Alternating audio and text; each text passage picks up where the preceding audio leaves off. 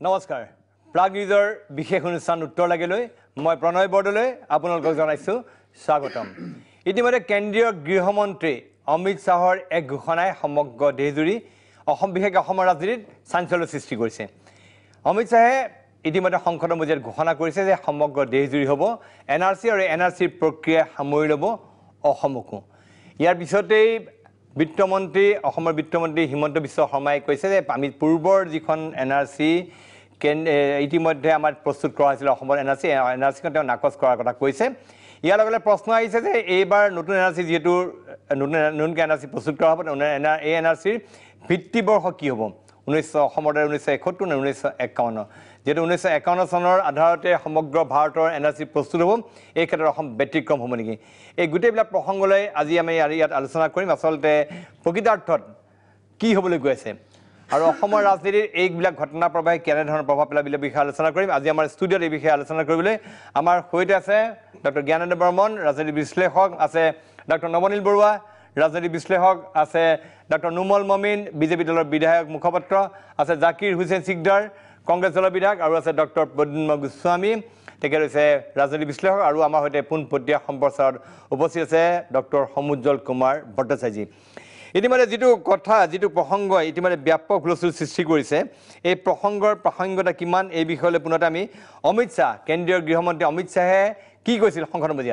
মজিয়াত অমিত শাহে কি কৈছিল সেয়া পুনতে আমি এবাৰ চাই লওঁ তাৰপিছত আমি বাকী বিষয়লৈ যাম অমিত শাহে কি কৈছিল সেয়া আমি চাই লওঁ एनआरसी की प्रक्रिया देश भर में होगी उस वक्त आसाम के अंदर भी ये एनआरसी की प्रक्रिया स्वाभाविक रूप से फिर से की जाएगी होगी उस वक्त आसाम के अंदर भी ये एनआरसी की प्रक्रिया स्वाभाविक रूप से फिर से की जाएगी हे আছিল অমিত শাহৰ ইতিমধ্যে তেওঁ সংসদৰ মজিয়াত দিয়া বক্তব্য এই প্ৰসংগত ইয়াৰ পিছতে হিমন্ত বিশ্ব শৰ্মা এখন সংবাদমেলত কি কৈছিল সেয়া আমি চাই লওঁ শুনো আমি আগৰ পৰাই কৈ আহিছোঁ যে ৰাজ্য চৰকাৰে এনআৰচিখন আমি গ্ৰহণ কৰা নাই আমি আগৰ পৰাই কৈ আহিছোঁ যে এনআৰচিত নাম নোসোমাবলগীয়া ব্যক্তিৰ এনআৰচিত নাম সোমাইছে আৰু সোমাবলগীয়া ব্যক্তিৰ নাম এনআৰচিত সোমোৱা নাই সেইকাৰণে আমি কেন্দ্ৰীয় গৃহমন্ত্ৰী ডাঙৰীয়াৰ লগত অনানুষ্ঠানিকভাৱে বাৰম্বাৰ যোগাযোগ কৰি আহিছোঁ যে এনআৰচি আজিৰ যিখন এনআৰচি সেইখন গ্ৰহণ কৰিব পৰা ডকুমেণ্ট নহয় So it should be rejected. কেন্দ্ৰীয় গৃহমন্ত্ৰী অমিত শাহ ডাঙৰীয়াই কৈছে যে ৰাষ্ট্ৰত এখন এনআৰচি হ'ব আফটাৰ চিটিজেনশ্বিপ বিল এখন নতুন এনআৰচি হ'ব যিখন এনআৰচিত কনফিউজন নাথাকিব ক্লিয়াৰ থাকিব কাৰণ অসমৰ এনআৰচিখন কনফিউজনৰ মাজেদি হ'ল ৰিফিউজি চাৰ্টিফিকেট ল'ব নালাগে ছফ্টৱেৰত কোনটো ধৰিব লাগে কোনটো ধৰিব নালাগে So এটা ৰাষ্ট্ৰীয় বৰ্ষৰ ভিত্তিত আমি দুটা কথা কৈছোঁ যে cut off for entire country should be same it should not be to cut off সেইটো আমি অসম চৰকাৰৰ ফালৰ পৰা মাননীয় গৃহমন্ত্ৰী ডাঙৰীয়াৰ লগত আলোচনা কৰি আছোঁ যে যদি 71 কাট অফ হয় it should be for the country অসমৰ কাৰণে এটা সুকীয়া কাট অফ থাকিব নালাগে সেইটো এটা আমাৰ তেখেতৰ প্ৰতি আমাৰ ৰিকুৱেষ্ট আছিলে Second request asile je Assam NRC should be rejected and Assam should be allowed to be part of national NRC. Mur jodi interview bilak follow kori ase aji last 6 mahot ba 4 mahot hetu kotha ami clearly koi ahisilu aru aji rajya sabhat Amit Shah dangoriyai amar hidoyor spondon khenik olop official eta line leke ana ami dekha paisu aru ami adoroni jonaisu মানে আমি কৈছো there should be one cut off in entire country whether 71 51 61 there should be one cut off in entire country হেতু আমাৰ অমিত শাহ ডাঙৰীয়াক আমি বাৰম্বাৰ request কৰি আহিছো অসম চৰকাৰৰ পৰা ৰাজ্যিক বিজেপিৰ ফালৰ পৰা যি বুলি কক আৰু আমি কাগজ পত্ৰ দিয়া নাই লিখি একো দিয়া নাই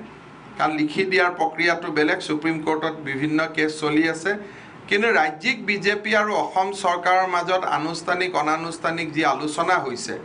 সেই আলোচনাত সেন্স এটা হৈছে কোনো কাগজ লিখি হোৱা নাই it is a sense of the house that 71 51 61 G cut off হয় there should be one national cut off আৰু এনআৰচিখন হওঁতে ৰাষ্ট্ৰজুৰি হ'ব লাগে কলিকতা বেংগলৰ পৰা বহুত ভেৰিফাই হৈ নাহিল বিহাৰৰ পৰা বহুত কাগজ পত্ৰ ভেৰিফাই হৈ নাহিল গতিকে NRCৰ ছফটৱেৰটো নেশ্যনেল হ'ব লাগে এক ধৰণে NRC হ'ব লাগে ৰাষ্ট্ৰখনত আৰু তাৰ কাৰণে পুৰণা NRCখন ডেফিনেটলি ৰিজেক্ট কৰিব লাগে সো ৰিজেক্ট কৰা অথৰিটিটো সুপ্ৰিম কোৰ্ট হ'ব নে পাৰ্লিয়ামেণ্ট হ'ব হেতু ৰাজ্য কেন্দ্ৰীয় চৰকাৰে ঠিক কৰিব কাৰণ NRCখন central government property not state government property আৰু আজি আমি যিখিনি কথা ইমান দিন পাতি আহিছিলোঁ আনুষ্ঠানিক অনানুষ্ঠানিকভাৱে তাৰ এটা প্ৰতিবিম্ব অমিত শাহ ডাঙৰীয়াই সদনত ৰাখিছে যাক অসম চৰকাৰে বা হে আসলে হিমন্ত বিশ্ব শৰ্মাৰ প্ৰতিক্ৰিয়া আসলে হিমন্ত বিশ্ব শৰ্মাৰ এই বক্তব্য ইতিমধ্যে যথেষ্ট পৰিমাণৰ বিতৰ্কৰ সূচনা কৰিছে বা অলপমান কনফিউজন সৃষ্টি কৰিছে কাৰণ ইতিমধ্যে যিখন ইউনিয়ন হোম মিনিষ্টাৰ তেওঁ তাৰ বক্তব্যত এই কথা কৈছে যিসকলৰ নাম এই NRC বা বাদ পৰিলে সেইসকলৰ লিগেল এছিষ্টেঞ্চ দিয়া হ'ব অৰ্থাৎ এই যিখন NRC উচ্চতম ন্যায়ালয়ৰ নিৰ্দেশত প্ৰস্তুত হ'ল সেইখন NRC তেওঁ কোনো পধ্যে তেওঁ বাতিল কৰা নাই বা ৰিজেক্ট কৰা নাই কিন্তু হিমন্ত বিশ্ব শৰ্মাৰ ভাষ্যৰ পৰা এনেকুৱা প্ৰতিমান হৈছে যে এইখন সেইখন এক প্ৰকাৰ বাতিল কৰা হৈছে এই বিষয়ে আমি কথা পাতিম কিন্তু মই পুনেবাৰে ডক্টৰ সমুজ্জ্বল কুমাৰ ভট্টাচাৰ্য আছে মই তেওঁৰ সৈতে কথা পাতিব বিচাৰিছোঁ ডক্টৰ ভট্টাচাৰ্য ডক্টৰ ভট্টাচাৰ্যৰ সৈতে যোগাযোগ আমাৰ এইটো স্থাপন হোৱা নাই আমি তেওঁৰ সৈতে যাম কিন্তু মই আহিছোঁ নমনীল বৰুৱা ডাঙৰীয়া যিখিনি কথা কৈছে আচলতে হিমন্ত বিশ্ব শৰ্মাই যে এটা ভিত্তিবৰ্ষ হ'ব লাগে আৰু সেই ভিত্তিবৰ্ষ এক প্ৰকাৰ তেওঁলোকে 1951ৰ সমৰ্থনত কৈছে আৰু কিন্তু ইয়াৰ পূৰ্বে আমাৰ যিখন NRC প্ৰচুল 1971ৰ ভিত্তিত আৰু তাৰ লগতে আমি যেটো দেখিলোঁ যে কেন্দ্ৰীয় গৃহমন্ত্ৰীয়ে কিন্তু ইখন কৈছে যে যিসকলৰ নাম বাদ পৰি তেওঁলোকৰ নাম তেওঁলোকে লিগেল এছিষ্টেঞ্চ দিয়া হ'ব অৰ্থাৎ তেওঁ কোনোপধ্যে বাতিল কৰা বুলি কোৱা নাই কিন্তু এই গোটেই বস্তুটোৱে এটা কনফিউজন সৃষ্টি কৰিছে আপোনাৰ কি ধাৰণা এই বিষয়ত NRCখন প্ৰস্তুত কৰাৰ দায়িত্ব ৰেজিষ্ট্ৰাৰ জেনেৰেল অফ ইণ্ডিয়া কাৰ তত্ত্বাৱধানত হৈছে বেলেগ কথা সেইখন ৰেজিষ্ট্ৰাৰ জেনেৰেল অফ ইণ্ডিয়াৰ সম্পত্তি আৰু registrar of general of India ভাৰতৰ গৃহ মন্ত্ৰণালয়ৰ লগত জড়িত এটা সংস্থা ডক্টৰ হিমন্ত বিশ্ব শৰ্মাই কি কেপাচিটিত কথাখিনি কৈছে কি এক্টিয়াৰত কথাখিনি কৈছে সেইটো মই ধৰিব পৰা নাই অসম চৰকাৰৰ বা অসম মন্ত্ৰীসভাৰ মুখপত্ৰ হিচাপে কৈছে ভাৰতীয় জনতা পাৰ্টি দলৰ প্ৰবক্তা হিচাপে কৈছে নে তেওঁ নিজেই এটা অসমত এজেণ্ডা এটা সৃষ্টি কৰি দিব খুজিছে যাতে আসল কথাবিলাক তল পৰে এই এনেকুৱা ধৰণৰ কথাবিলাক কৈছে এতিয়া আহোঁ যে ভিত্তিবৰ্ষ কি হ'ব ভিত্তিবৰ্ষ 71 যিটো কৰিলে সেইটো সিটিজেনশিপ এক্ট মতে হৈছে সিটিজেনশিপ এক্টত 71 চনটো অসমৰ কাৰণে বুলি নিবদ্ধ আছে অৰ্থাৎ 71টো যদি পৰিৱৰ্তন কৰিব লাগে সেই সিটিজেনশিপ এক্টখনো আমি সলনি কৰিব লাগিব এই যে 51 71 এনেকুৱা ধৰণৰ কথা কৈ এটা এজেণ্ডা অসমত ৰাজনৈতিক এটা এজেণ্ডা সেট কৰি দিয়া হৈছে যাতে মানুহে এইবিলাক লৈ ব্যস্ত হৈ থাকক আসল কথাবিলাক যে পিয়াজৰ দাম 80 টকা হ'ল এটো কি কয় তৈল ক্ষেত্ৰ বিক্ৰী হ'ল অসমত গুৱাহাটীত আজিলৈকে গুৱাহাটীকে কোনো চহৰতে টেপত পানীও লোৱা নাই ৰাস্তা পদূলিৰ অৱস্থা নাই এই কথাবিলাক যাতে মানুহ ব্যস্ত নহয় এনেকুৱা ধৰণৰ এটা বিভ্ৰান্তিমূলক পৰিস্থিতি এটাৰ বাহিৰে মই একো বুলি নাভাবো এই যে গোটেই দেশত NRC হ'ব পাৰি আপোনাৰ এটা কেপখন আনিবলৈ গৈ আছে এই সময়ত ৰাইজক আৰু অলপমান বিভ্ৰান্ত কৰিবৰ কাৰণে বা এই আঁতৰাই নিয়াৰ কাৰণে এইটো কেবত যিমানে যি নহওক অসমীয়া মানুহৰ এটা সেন্টিমেন্ট আছে হয়তো এনেকুৱা এটা কৰি দিছে যে 51ৰ কথা কৈ পেলাই অসমীয়া মানুহক অলপ এটা ললিপপ দিয়া যাওক নেকি যেটো এটা অবাস্তৱ অসম্ভৱ কথা কাৰণ এই যে কথাবিলাক কৈছে 51ৰ কথাটো কৈছে বা 61 71 যিবিলাক কথা কৈছে দেশৰ আইনত সেইবিলাক চলি আছে আজি সন্মিলিত মহাসংঘৰ কেছ এটা চলি আছে সুপ্ৰিম কোৰ্টে যেতিয়া ৰায় দিব 51 হয় তেতিয়া চৰকাৰে মানি ল'ব লাগিব 51 নহয় বুলি ক'লে সেইটো প্ৰত্যক্ষিত হ'ব এই NRCখন সম্পৰ্কেও NRCত বিদেশীৰ নাম সোমাইছে নে নাই ইত্যাদি এই কথাবিলাকৰ ওপৰতে APWৰ এটা কেছ চলি আছে সেইখিনি এনেই কৈ দিটো লাভ নাই এটা সুপ্ৰিম কোৰ্টত যেটো বস্তু সাব জুডিস মেটাৰ এটা তাত আপুনি ইয়াত বহি পেলাই কিবা এটা কোৱাটো কিমান সমীচিন হেতু জানি ল'ব লাগে আৰু অমিত শাহে কিখিনি কথা কৈছে অমিত শাহে কিন্তু কোৱা নাই যে NRCখন এতিয়াই হ'ব বুলি আৰু গোটেই দেশত NRC কৰিবলৈ খৰচটো কিমান হ'ব কোনবাই হিচাপ কৰিছে 25000 কোটি টকা আনুমানিক খৰচ হ'ব 16000 কোটি টকা ৰিজাৰ্ভ বেংকৰ পৰা ধাৰ লোৱা চৰকাৰে 25000 কোটি টকা খৰচ কৰি NRC ক'ৰ পৰা কৰিব অস্বাভাৱিক অবাস্তৱ কথা ডক্টৰ নুমল মমিন আছে আমাৰ সৈতে ডক্টৰ নুমল মমিন মই আপোনাৰ পৰা জানিব বিচাৰিছোঁ ইতিমধ্যে আপোনালোকৰ দলৰ আচলতে স্থিতি কি আপোনালোকে এইখনটো এতিয়ালৈকে আপোনালোকে ৰিজেক্ট কৰা নাই আপোনালোকে কি হৈ আছে আচলতে কি ক'ব বিচাৰিছে যিটো অমিত শ্বাহ ডাঙৰীয়াই ৰাজ্যসভাত ঘোষণা কৰিলে 1951 ভিত্তিবৰ্ষ লৈ পেলাই গোটেই ভাৰতবৰ্ষতে NRC উন্নীত কৰা হ'ব আৰু অসমো তাৰ অন্তৰ্ভুক্ত হ'ব আমি ৱেলকাম কৰিছোঁ যিটো আমাৰ ডিমাণ্ড আছিলে যে 1971 যিটো ভিত্তিবৰ্ষ লৈ পেলাই NRC উন্নীত কৰিছিল আমাৰ তাৰ প্ৰথমৰ পৰা আমাৰ অবজেকশ্যন আছিলে আৰু ইয়াৰ ওপৰত আমি সময় অবজেকশ্যন কৰি আহিছোঁ আৰু যেহেতু এতিয়া গোটেই ভাৰতবৰ্ষতে 1951 চন যেহেতু প্ৰথমবাৰৰ কাৰণে সেন্সাস হৈছিলে এইটো এটা ভিত্তি আছিল 1951 যেতিয়া আমাৰ গোটেই ভাৰতবৰ্ষতে সেন্সাস হৈছিল এইটো বেছ কৰি পেলাই যেতিয়া NRC হ'ব মই ভাবোঁ এইটো প্ৰকৃতাৰ্থে শুদ্ধ NRC হ'ব যিটো পোনপটে কওক আপোনালোকে এই NRCখন সম্পূৰ্ণৰূপে বাতিল ৰিজেক্ট কৰিছিল ডেফিনেটলি আমি অলৰেডি প্ৰস্তাৱ লোৱা নাই প্ৰস্তাৱ লোৱা দেখা নাই আপোনাৰ চৰকাৰৰ ফালৰ পৰা কোৱা নাই চেন্ট্ৰেল গভৰ্ণমেণ্টক আমাক জনাই দিয়া হৈছে যে আমি এই NRC আমি মানি নলওঁ গতিকে আমাৰ বিজেপি ষ্টেণ্ডটো এইটোৱে হ'ল যে এইখন NRC আপোনালোকে কোনোপধ্যে মানি নলয় ডেফিনেটলি আমি মানি কিন্তু তেতিয়াহ'লে কিহৰ আধাৰত কেন্দ্ৰীয় গৃহমন্ত্ৰী অমিত শ্বাহে ক'লে যে NRC যিসকল লোকৰ নাম বাদ পৰিছে তেওঁলোকক আইনগত সাহায্য চৰকাৰৰ ফালৰ পৰা নাই এইটো সুপ্ৰিম এইটো এটা সুকীয়া কথা সুপ্ৰিম কোৰ্টৰ এটা নিৰ্দেশত এটা সুকীয়াভাৱে অসমত NRC উন্নীতকৰণ কৰা হৈছিল কিন্তু একচুৱেলি এইটো NRC উন্নীতকৰণ নাছিল এইটো NRCহে আছিল উন্নীতকৰণ যদি হ'লে হয় তেতিয়াহ'লে 1951 টো বেছ ল'লে তাৰ সেন্সাস যেতিয়া হৈছিলে সেইটোৰ ওপৰত বেছ কৰি পেলাই কৰিলে দেন তেতিয়া আমি ক'ব পাৰিলোঁ যে এইটো উন্নীতকৰণ হৈছে কিন্তু এতিয়া NRC কৰা হৈছে যিটো মানুহ তাত এণ্ট্ৰি কৰা ভাৰতীয় নাগৰিকৰ তথ্য দি পেলাই সোমোৱাৰ কথা কিন্তু সুপ্ৰিম কোৰ্টৰ যিটো নিৰ্দেশ আপুনি সুপ্ৰিম কোৰ্টকো সন্মান জনাব লাগিব কাৰণ আমি গতিকে তাত যিখিনি মানুহ আমাৰ হাৰাশাস্তি হৈছে সেইখিনিক আইনী প্ৰক্ৰিয়াৰে আমি ছাপৰ্ট দিবলৈ কাৰণে ৰেডি সেইটো এটা বেলেগ প্ৰচেছ কিন্তু 1951 যিটো আমি NRC মানুহ নামানো এইটো পিছৰ কথা আহিব কিন্তু কথা হৈছে NRC যিহেতু আমি এইটো ৰিজেক্ট কৰিছোঁ 1951 টো আমি ৱেলকাম কৰিছোঁ অমিত শ্বাহ ডাঙৰীয়া গোটেই ভাৰতবৰ্ষৰ লগতে অসমতো যাতে NRCটো হওক ঠিক আছে মই আপোনাৰ ওচৰত আকৌ আহিম মই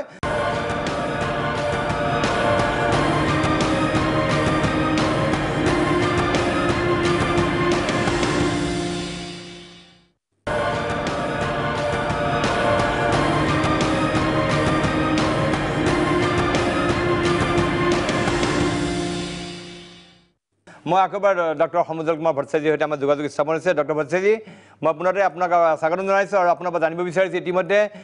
কেন্দ্ৰীয় গৃহমন্ত্ৰী অমিত শ্বাহৰ বক্তব্যই ইতিমধ্যে অসমত ব্যাপক ৰাজনীতি অসমত ব্যাপক চৰ্চাৰ বিষয়বস্তু হৈ পৰিছে আৰু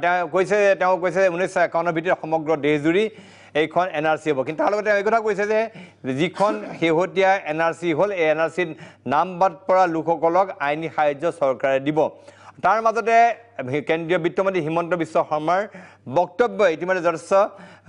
বিভ্ৰান্তিৰ সৃষ্টি কৰিছে তেওঁ কৈছে 1951 ভিত্তিবৰ্ষ হ'বলৈ বুলি যিটো কথা কৈছে এই প্ৰসংগত সদৌ অসম ছাত্ৰ সন্থাৰ স্থিতি কি প্ৰথম কথা যে অসমত NRCটো নতুন কথা নহয় অসমত NRC 1951 চনত প্ৰস্তুত হৈছিল এতিয়া অসম আন্দোলনৰ সময়ৰ পৰা 1951 চনৰ এই ৰাষ্ট্ৰীয় নাগৰিকপঞ্জীখন উন্নীতকৰণৰ দাবী উত্থাপন কৰি থকা হৈছে আৰু অৱশেষত এটা আন্দোলনৰ মাজত তাৰ পিছতো আন্দোলন হৈছে চুক্তিৰ পিছতো কেইবাবাৰো আন্দোলন কৰোঁতে 1951 চনৰ ৰাষ্ট্ৰীয় নাগৰিকপঞ্জীখন 71 চনলৈকে ভোটাৰ তালিকাত নাম থকা ব্যক্তি আৰু তেওঁলোকৰ সতি সন্ততিয়ে উন্নীত কৰিবৰ কাৰণে সিদ্ধান্ত হ'ল প্ৰধানমন্ত্ৰীৰ স্তৰত সিদ্ধান্ত হ'ল আৰু সিদ্ধান্ত কাৰ্যকৰী কৰিবলৈ আৰম্ভ হ'ল আৰু অসম চুক্তি আধাৰত আৰু আইনৰ আধাৰত নাগৰিকত্ব আইনৰ অধীনত ৰুলছ এই নিয়মৰ অধীনত এই কামটো কৰিবলৈ আৰম্ভ হ'ল আৰু উচ্চতম ন্যায়ালয়ৰ তদাৰকত হ'ল অৰ্থাৎ অসম চুক্তি আইন দেশৰ আইন আধাৰত আৰু উচ্চতম ন্যায়ালয়ৰ সম্পূৰ্ণ তদাৰকত অসমত ৰাষ্ট্ৰীয় নাগৰিকপঞ্জী উন্নীতকৰণৰ কামটো চলিল আমি ফলাফলত সন্তুষ্ট হোৱা নাই সুখী নহয় তাত ত্ৰুটি ৰৈ গ'ল তাৰ কাৰণে নিৰাময়ৰ কাৰণে আমি উচ্চতম ন্যায়ালয়ৰ ওচৰত আমি আবেদন জনাইছোঁ আমি ছাত্ৰ সন্থা NRCখন ৰিজেক্ট কৰা নাই অগ্ৰাহ্য কৰা নাই আমি কৈছোঁ NRCখনত আমি সুখী নহয় ফলাফলত ত্ৰুটি ৰৈ গৈছে আৰু ত্ৰুটিবোৰ ৰৈ গৈছে এইকাৰণে যে উচ্চতম ন্যায়ালয়ৰ নিৰ্দেশনা কাৰ্যকৰী কৰা নাই নিৰাময়ৰ কাৰণে আমি ৰিএক্সামিনেশ্যনৰ কাৰণে আমি উচ্চতম ন্যায়ালয়ৰ ওচৰত আবেদন কৰিছোঁ অহা 26 নৱেম্বৰত শুনানি আছে আৰু আমাৰ উচ্চতম ন্যায়ালয়ৰ সম্পূৰ্ণ বিশ্বাস আছে যে উচ্চতম ন্যায়ালয়ে এখন বাংলাদেশীৰ নামমুক্ত শুদ্ধ NRC সম্পূৰ্ণ কৰালৈকে তদাৰক কৰি আমাক ন্যায় প্ৰদান কৰিব কিয় NRC নহ'ল এইটো কথা যদি নিৰ্মূলভাৱে পাতিবলৈ হয় যে উচ্চতম ন্যায়ালয়ে তদাৰক কৰিছিল কিন্তু মেচিনাৰীটো হ'ল অসম গভৰ্ণমেণ্ট আৰু চেণ্ট্ৰেল গভৰ্ণমেণ্টৰ গতিকে উচ্চতম ন্যায়ালয়ৰ নিৰ্দেশ অনুসৰি এখন বাংলাদেশী নামমুক্ত শুদ্ধ NRC প্ৰস্তুতৰ কাৰণে অসম চৰকাৰ কেন্দ্ৰীয় চৰকাৰে যথেষ্ট সুবিধা আৰু সুযোগ পাইছিল এই সুযোগ আৰু সুবিধা কাৰ্যকৰী কৰাত অসম চৰকাৰ কেন্দ্ৰীয় চৰকাৰ ব্যৰ্থ হ'ল যাৰ কাৰণে আমি এই পৰিস্থিতিৰ সন্মুখীন হৈছোঁ কিন্তু আমাৰ উচ্চতম ন্যায়ালয়ে ডক্টৰ পাছেজি মই এই সন্দৰ্ভত আপোনালোকৰ স্থিতি আমি ইতিমধ্যে গম পাইছোঁ অসমৰ ৰাইজে আপোনালোকৰ স্থিতি পৰিষ্কাৰভাৱে গম পাইছে আপোনালোকে কি ধৰণৰ স্থিতি গ্ৰহণ কৰিছে কিন্তু এতিয়া শেহতীয়াভাৱে যিটো কথা কৈছে যে 1951 ভিত্তিত হ'বলগীয়া NRC উন্নীতকৰণ প্ৰক্ৰিয়াত অসমক সামৰা হ'ব এই প্ৰসংগত আপোনালোকৰ ক'বলৈ কি আছে কি হ'বলৈ গৈ আছে আপোনালোকৰ কি স্থিতি হ'ব এই ক্ষেত্ৰত হয় মোৰ কথাখিনি সম্পূৰ্ণ মোক অনুগ্ৰহ কৰি কথাখিনি সম্পূৰ্ণ কৰিবলৈ দিয়ক সেইটো কথা বাদ দিলে বাকীখিনি জোৰা নালাগিব এতিয়াও অহা 26 তাৰিখে শুনানি আছে গতিকে এতিয়া মই আগতে কৈছোঁ যে এই NRC যিবোৰ ত্ৰুটি হ'ল এইবোৰ আঁতৰাই নিৰাময়ৰ কাৰণে বাংলাদেশী নামমুক্ত শুদ্ধ NRC প্ৰস্তুতৰ কাৰণে আমি আবেদন কৰিছোঁ 26 তাৰিখত আমি ৰৈ আছোঁ যে 26 তাৰিখে আমি ন্যায় এটা পাম তাত অসম চৰকাৰ কেন্দ্ৰীয় চৰকাৰৰ আবেদন কৰি থোৱা আছে অসম চৰকাৰ কেন্দ্ৰীয় চৰকাৰ আবেদন কৰি আছে ৰিভেৰিফিকেশ্যনৰ কাৰণে গতিকে অসম চৰকাৰ কেন্দ্ৰীয় চৰকাৰে সেইদিনাখন কোৰ্টত কি কয় আমি চাম এতিয়া কথাটো আহিল যে যোৱাকালি গৃহমন্ত্ৰীয়ে কৈছে গোটেই ভাৰতত NRC হ'ব আৰু গোটেই ভাৰতত NRC হ'ব পাৰে এতিয়া গোটেই অসম উত্তৰ পূৰ্বাঞ্চলৰ NRC দাবী আমি উত্তৰ পূৰ্বাঞ্চল ছাত্ৰ সংগঠন নিশ্চয় কৰি আছোঁ কিন্তু ষ্টেট ৱাইড মডেলিটি বেলেগ হ'ব পাৰে বেলেগ ষ্টেটত বেলেগ মডেলিটি হ'ব পাৰে কিন্তু আমি NRC উত্তৰ পূৰ্বাঞ্চলত বিচাৰিছোঁ কিন্তু ভাৰতবৰ্ষত NRC হ'ব লাগে নে নালাগে লাগে পাৰে নে নোৱাৰে পাৰে কাৰণ এতিয়া আইনত এই ব্যৱস্থা আছে ভাৰতবৰ্ষৰ NRC কেতিয়াবাই হ'ব লাগিছিল কিন্তু অসমত কিন্তু 51 চনতে হৈ গ'ল এতিয়া ভাৰতবৰ্ষ ক'তো হোৱা নাই এতিয়া ভাৰতবৰ্ষত NRC হোৱাৰ পদ্ধতিটো কি হাউচ টু হাউচ এনুমাৰেশ্যন ঘৰে গৈ গণনা কৰি তাৰ ভিত্তিত নাগৰিকত্ব নিৰ্ধাৰণ কৰি NRC প্ৰস্তুত কৰিব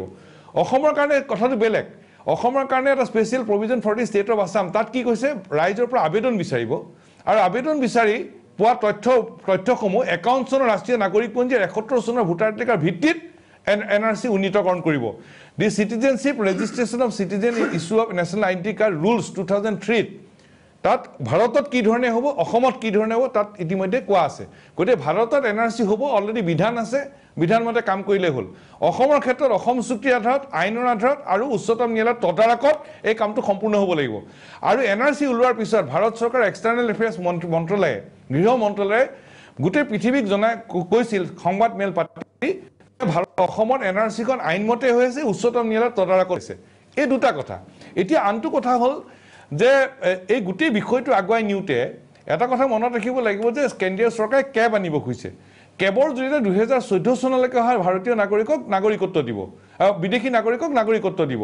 কেবৰ জৰিয়তে NRC প্ৰক্ৰিয়াটো অসাৰ কৰিবলৈ বিচৰা হৈছে সেইটোৱে মূল বিষয় এতিয়া 51 চনৰ কথা কোনোবাই কৈছে এতিয়া কোনোবাই কওঁতে সেইটো কেন্দ্ৰীয় চৰকাৰ কেবিনেটৰ সিদ্ধান্ত নে অসম চৰকাৰ কেবিনেটৰ সিদ্ধান্ত আমি এই কথাটো স্পষ্ট নহয় কিন্তু 51 চনৰ কথা যদি যিসকলে কৈ আছে এফালে 51 চনৰ কথা কৈছে আৰু এনফালেদি 2014 চনলৈকে অহা অবৈধ হিন্দু বাংলাদেশী নাগৰিকক নাগৰিকত্ব দিয়াৰ কথা কৈছে দুটা কথা একেবাৰে বিপৰীত অৰ্থাৎ ইয়াত অসমত দুটা কাম চলিছে এটা হ'ল যে অসমত বিভিন্ন জাতি জনজাতি জনগোষ্ঠী ধৰ্মাৱলম্বী লোকেৰে গঠিত খিলঞ্জীয়া মানুহৰ আমি স্বাভিমান আৰু অসমত প্ৰভুত্ব ৰখাৰ কথাটোত আমি আগবাঢ়ি লৈ যাম নে হিন্দু মুছলমানৰ মাজত দ্বন্দ্বৰে আমি এটা সাম্প্ৰদায়িক স্থিতিলৈ লৈ যাম ৰাইজে সিদ্ধান্ত ল'বলগীয়া কথা আমি সাম্প্ৰদায়িক দ্বন্দ্বলৈ নাই ইয়াত সাম্প্ৰদায়িকতাৰ স্থান নাই ইয়াত খিলঞ্জীয়াবাদৰ স্থান আছে বিভিন্ন জাতি জনজাতি জনগোষ্ঠী ধৰ্মাৱলম্বী লোকেৰে গঠিত খিলঞ্জীয়া মানুহৰ স্বাভিমানেৰে অসমত প্ৰভুত্ব ৰক্ষাৰ বিষয়টো আগুৱাব লাগিব কাৰণ মনত ৰাখিব লাগিব যে অসম চুক্তিৰ মৰ্মে 71 চনলৈকে আগত হিন্দু মুছলমান থাকিব 71 পিছত হিন্দু মুছলমান যাব কেন্দ্ৰীয় চৰকাৰে কেবৰ জৰিয়তে 71 পিছত 43 বছৰ অসমত থকা অবৈধ হিন্দু নাগৰিকক নাগৰিকত্ব দিব খুজিছে ইয়াৰ উপৰিও এইটো কাম কৰাৰ লগে লগে বাংলাদেশৰ পৰা অবৈধ বাংলাদেশী আহিবলৈ উৎসাহিত হ'ব সেইকাৰণে এই গোটেই কথাটো এটা ধুঁৱলি কুঁৱলি এটা বিশৃংখল ৰাখি আচলতে সমস্যাটো স্থায়ী সমাধান কেন্দ্ৰীয় চৰকাৰ বিচৰা নাই গতিকে আপোনাক মই ক'বলগীয়া কথা এইটোৱে আমি NRC বিচাৰো আমি সমস্যাটো স্থায়ী সমাধান বিচাৰো সমাধান অসম চুক্তিৰ মতে হ'ব লাগে NRCটো চুক্তি মৰ্মে আইন মতে উচ্চতম ন্যায়ালয়ৰ তদাৰকত সম্পূৰ্ণ হ'ব লাগে আৰু বৰ্তমান সময়ত যিটো কথা কৈছে মই আহিম ডক্টৰ মমিন আপোনাৰ আচলতে যিটো কথা কৈছে যে 1951 চন হ'ব লাগে সেই 1951 চন কথাটোৰ বৰ্তমান সময়ত আচলতে প্ৰাসংগিকতা নাই বুলি আপোনালোকে ক'ব বিচাৰিব নাই অসমতো NRC 51 চনৰখনেই আছে 51 চনৰ ৰাষ্ট্ৰীয় নাগৰিকখন উন্নীতকৰণ হৈছে আমি যাতে এইটো ভুল নকৰোঁ ঠিক আছে আমাৰ অসমৰ NRCখন 51 চনৰ সেই 51 চনৰ ৰাষ্ট্ৰীয় নাগৰিকপঞ্জীখন উন্নীতকৰণ হৈছে উন্নীতকৰণ কেনেকৈ হৈছে 71 চনলৈকে ভোটাধিকাৰ নাম থকা তেওঁলোকৰ সতি সন্ততি হৈছে আইনমতে হৈছে আৰু উচ্চতম ন্যায়ালয়ৰ তদাৰকত হৈছে ডক্টৰ মুমিন যিটো কথা কৈছে তেওঁ এহাতেদি আপোনালোকে 1951 চনৰ কথা মই প্ৰশ্ন শুনিলো এহাতেদি আপোনালোকে কৈছে 1951 চনৰ কথা আনহাতে 2014 চনলৈ অহা বাংলাদেশী হিন্দুক আপোনালোকে ইয়াত নাগৰিকত্ব প্ৰদান কৰিব বিচাৰিছে গোটেই বস্তুটো আপোনাৰ দুটা কমপ্লিটলি বেলেগ বস্তু কেনেকৈ ভুগিয়া এটা ক্লাব কৰি পেলাই চোৱাৰ কাৰণে কনফিউজন হৈছে কেনেকৈ ভুগিয়া বিষয় এনআৰচিটো হৈছে ভাৰতীয় নাগৰিকৰ নামটো তাত সোমোৱাই পেলাই এটা আমাৰ দলিল হ'ব আৰু এতিয়া আছুৰ আন্দোলন হৈছিলে 1951 চনৰ বৰ্ষ ভিত্তি কৰি তাৰপিছতে এটা সময়ত ইন্দিৰা গান্ধীয়ে 1966 লৈকেও মানিছিলে তাৰপিছত আহি পেলাই 71 হ'ল এতিয়া আমি অসমৰ 855 গৰাকী শ্বহীদৰ যিটো আত্মাৰ ইচ্ছা 1951 এইটোক লৈ পেলাই আমি বেছ কৰি পেলাই কৰিবলৈ খুজিছে গোটেই ভাৰতবৰ্ষত গতিকে তেখেতে সকলোৱে এইটো আদৰণি কৰিব লাগে আদৰণি কৰাটো উচিত মই ভাবোঁ আৰু এটা যিটো এই চিটিজেনশ্বিপ এমেণ্ডমেণ্ট বিল আৰু লগতে কেপ আৰু লগতে এইটো এনআৰচি এই দুটা ক্লাব কৰা এতিয়া চিটিজেনশ্বিপ এমেণ্ডমেণ্ট বিলটো কি হৈছে 2014লৈকে কৈছে তেখেতসকলে এইটো কাৰেক্টলি কৈছে কিন্তু কথা হৈছে কি 1955 এক্টৰ মতেতো আহিলে মানে 14 কি এতিয়া আৰু 14 পিছৰখিনিও আহিব সেইটো একটো যদি নানে আমি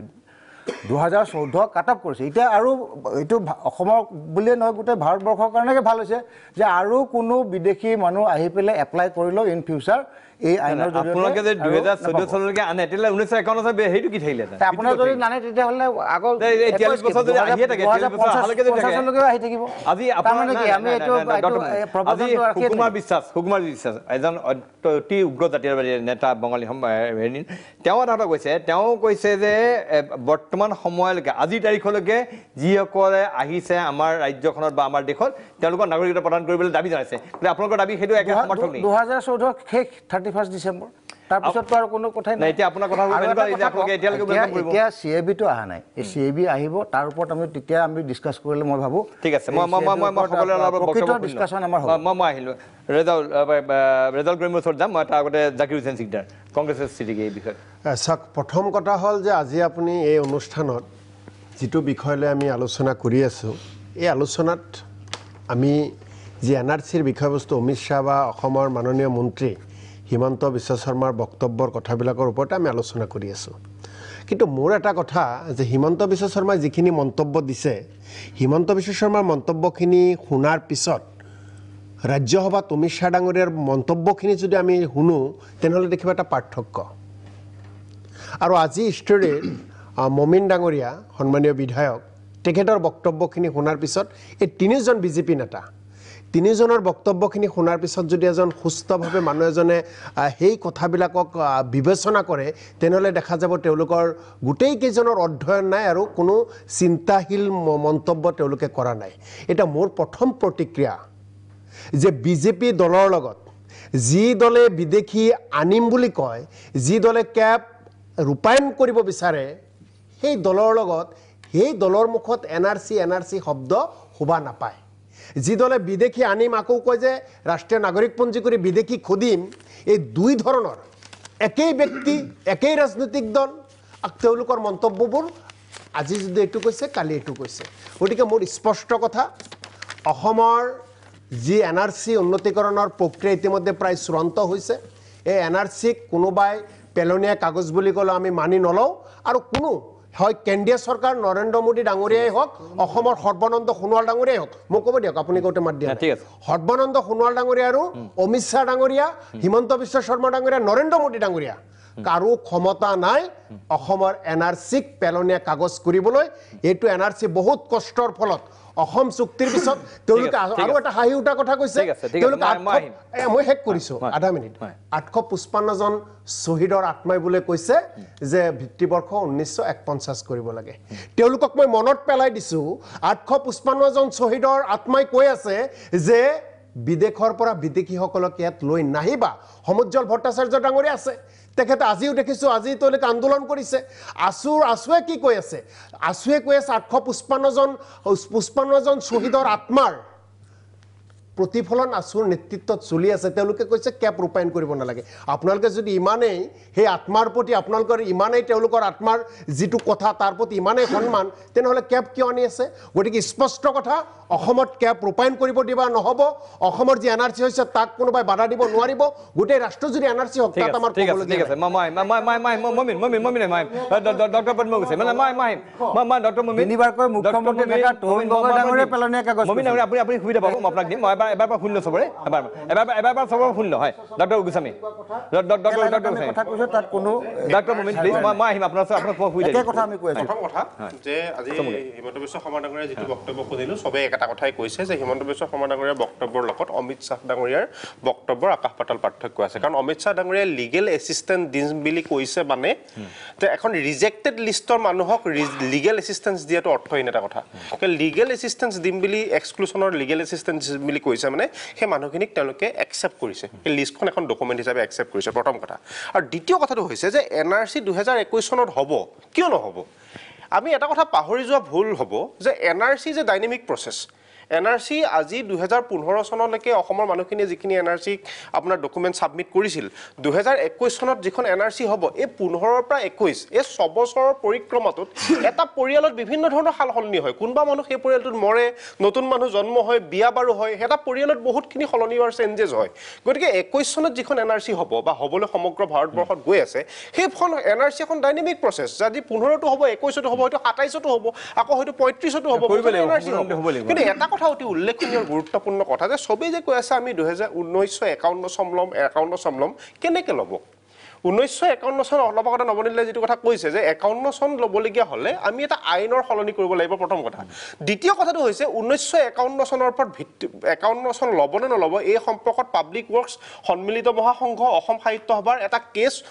মহামান্য উচ্চতম ন্যায়ালয়ত চলি আছে কি এই কেছটো চলি থকাৰ মুহূৰ্তত চলি থকাৰ সময়ত পেৰেলেলি অসম চৰকাৰে হওক বা কেন্দ্ৰীয় চৰকাৰে হওক 1951 চন ভিত্তিবৰ্ষ হ'ব লাগিব বুলি কেনেকৈ গ্ৰহণ কৰিব এইটো এটা অবান্তৰ কথা এই কথাটো হ'ব নোৱাৰে আৰু যেতিয়া মহামান্য উচ্চতম ন্যায়ালয়ে 51 চন দিয়ক 71 চন দিয়ক আমি মানি ল'বলৈ বাধ্য হ'ম কিন্তু এটা কথা আমি কিছুমান কথা যে মোক যদি আপুনি সোধে মই যেন খিলঞ্জীয়া অসমীয়া হিচাপে 1826 চন হ'লে মই আটাইতকৈ ভাল পাওঁ কিন্তু বাস্তৱ আবেগেৰে বাস্তৱ পৰিচালিত নহয় আমি এই বিষয়ে অধিক আলোচনা মাজলৈ যিটো 1960 চিটিজেনশ্বিপ এক্ট তাত কোৱা হৈছিলে 19 জুলাই 1948 তাৰ পৰা ইণ্ডিয়ান গোটেই চিটিজেনবিলাক ধৰা হ'ব কিন্তু যিহেতু 1951ত চেঞ্চাছ প্ৰথমতে হৈছিলে এইটোৰহে আমি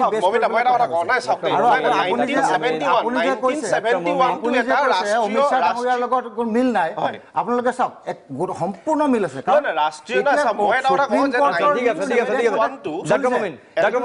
আপোনাক মই ক'ব এই বিষয়ৰ আলোচনাৰ মাজলৈ আহিম আৰু এই প্ৰক্ৰিয়াৰ জৰিয়তে আমাৰ ৰাজ্যখনত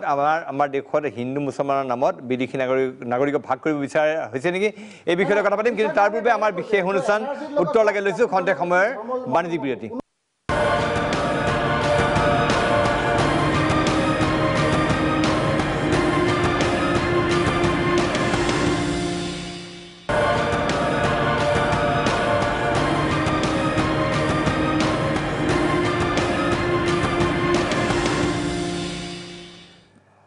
খন্তেক সময়ৰ বিৰতিৰ পিছত পুনৰ উভতি আহিছোঁ প্ৰাগ নিজৰ বিশেষ অনুষ্ঠান উত্তৰ লাগে মাজলৈ আজি আমি এটা গুৰুত্বপূৰ্ণ প্ৰসংগৰ আচলতে উত্তৰ বিচাৰি আছোঁ যে 1951 নে 1971 ইতিমধ্যে কেন্দ্ৰীয় গৃহমন্ত্ৰী অমিত শ্বাহৰ এই ঘোষণাই ইতিমধ্যে এই সন্দৰ্ভত ব্যাপক এটা বিভ্ৰান্তিৰ সৃষ্টি কৰিছে এই বিষয়ে আমি কথা পাতিম মই ডক্টৰ সমুদ্ৰ কুমাৰ ভট্টাচাৰ্যৰ ওচৰত গৈছোঁ কিন্তু তাৰ আগতে অকণমান মই ৰেজাল্ট কৰিম আছে আমচুৰ সভাপতি তেওঁলোকৰ প্ৰতিক্ৰিয়া জানি লওঁ এই বিষয়টো লৈ পেলাই চাওক যোৱাকালি অমিত শ্বাহ ডাঙৰীয়াই যিটো বক্তব্য দিলে আৰু সেই বক্তব্যৰ আলম লৈ আমাৰ বিত্তমন্ত্ৰী ডাঙৰীয়াই যিটো বক্তব্য দিলে এইটো ৰাজনৈতিক বক্তব্য কাৰণ পৰিৱেশটো কেবৰ বিৰুদ্ধে গৈ আছে অসমৰ ৰাইজে কেবৰ বিৰুদ্ধে ওলাই আহিছে গতিকে আৰু যিহেতু মূল্যবৃদ্ধিকে আদি কৰি অসমৰ ৰাইজে একো পাই থকা নাই গতিকে এই মানুহখিনিক ডাইভাৰ্ট কৰিবৰ কাৰণে হিমন্ত বিশ্ব শৰ্মা ডাঙৰীয়াই উল্টা কথা কৈ দিলে কাৰণ হিমন্ত বিশ্ব শৰ্মা ডাঙৰীয়াই জনা উচিত যে এই অমিত শ্বাহ ডাঙৰীয়াৰ গৃহ মন্ত্ৰালয়ে কিন্তু প্ৰেছ ৰিলিজ দি গোটেই বিশ্বক জনাই দিছে যে এইখন বৈজ্ঞানিক পদ্ধতিত খুব ত্ৰুটিবিহীনভাৱে এনআৰচিখন খুব ভালভাৱে কৰা হৈছে গতিকে তেনেকুৱা এজন ব্যক্তি সাংসদৰ মাজত গৈ পেলাই উল্টা কথা ক'ব নোৱাৰে, দুটা ধৰণৰ কথা ক'ব নোৱাৰে। গতিকে তেওঁৰ কথাখিনিক ভুল ব্যাখ্যা কৰি আজি অসমখনত আকাশ বতাহ তোলপাৰ কৰিলে। আজি সংবাদ মাধ্যমত যোৱাকালিৰ পৰা ইটোৰ ওপৰত টকশ্ব' হৈ আছে, মানে কি আল্টিমেটলি মানুহখিনিক ডাইভাৰ্ট কৰা হৈ আছে। আৰু ইতিমধ্যে এইটো সুপ্ৰিম কোৰ্টৰ বিচাৰাধীন হৈ আছে আৰু ইয়াত পাৰ্টি আমিও হৈ আছোঁ। 26 তাৰিখে ইয়াৰ হিয়াৰিং আছে। গতিকে উচ্চতম ন্যায়ালয়ত এজন বিচাৰাধীন কেছ এটা এজন বিত্তমন্ত্ৰী ডাঙৰীয়াই কৈ দিলেই যে সকলো শেষ হৈ যাব, এইটো সম্ভৱ নহয়। আৰু আমি স্পষ্টকৈ কৈছোঁ যে 1951 এতিয়া যদি কৈছে এক দেশ এক আইন সব কৰা হ'ব, যদি এক দেশ এক আইন কৰা হয়, ভাৰতবৰ্ষত যদি যিটো আইন আছে 1955 যিটো নাগৰিকত্ব আইন আছে, তাতে কোৱা হৈছে 1987লৈকে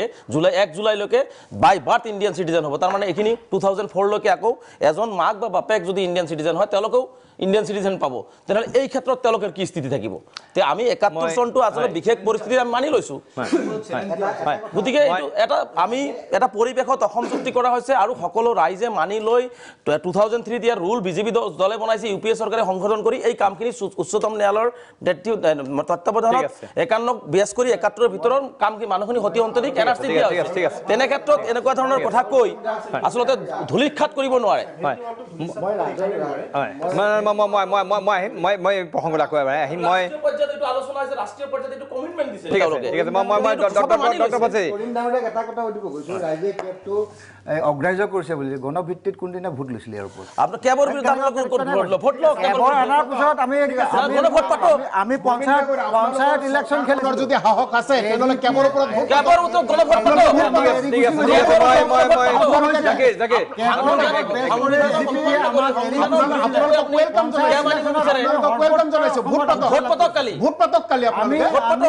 ধৰ্মৰ নামত কিয় ৰাজনীতি কৰে বিদেশী? ঠিক আছে মই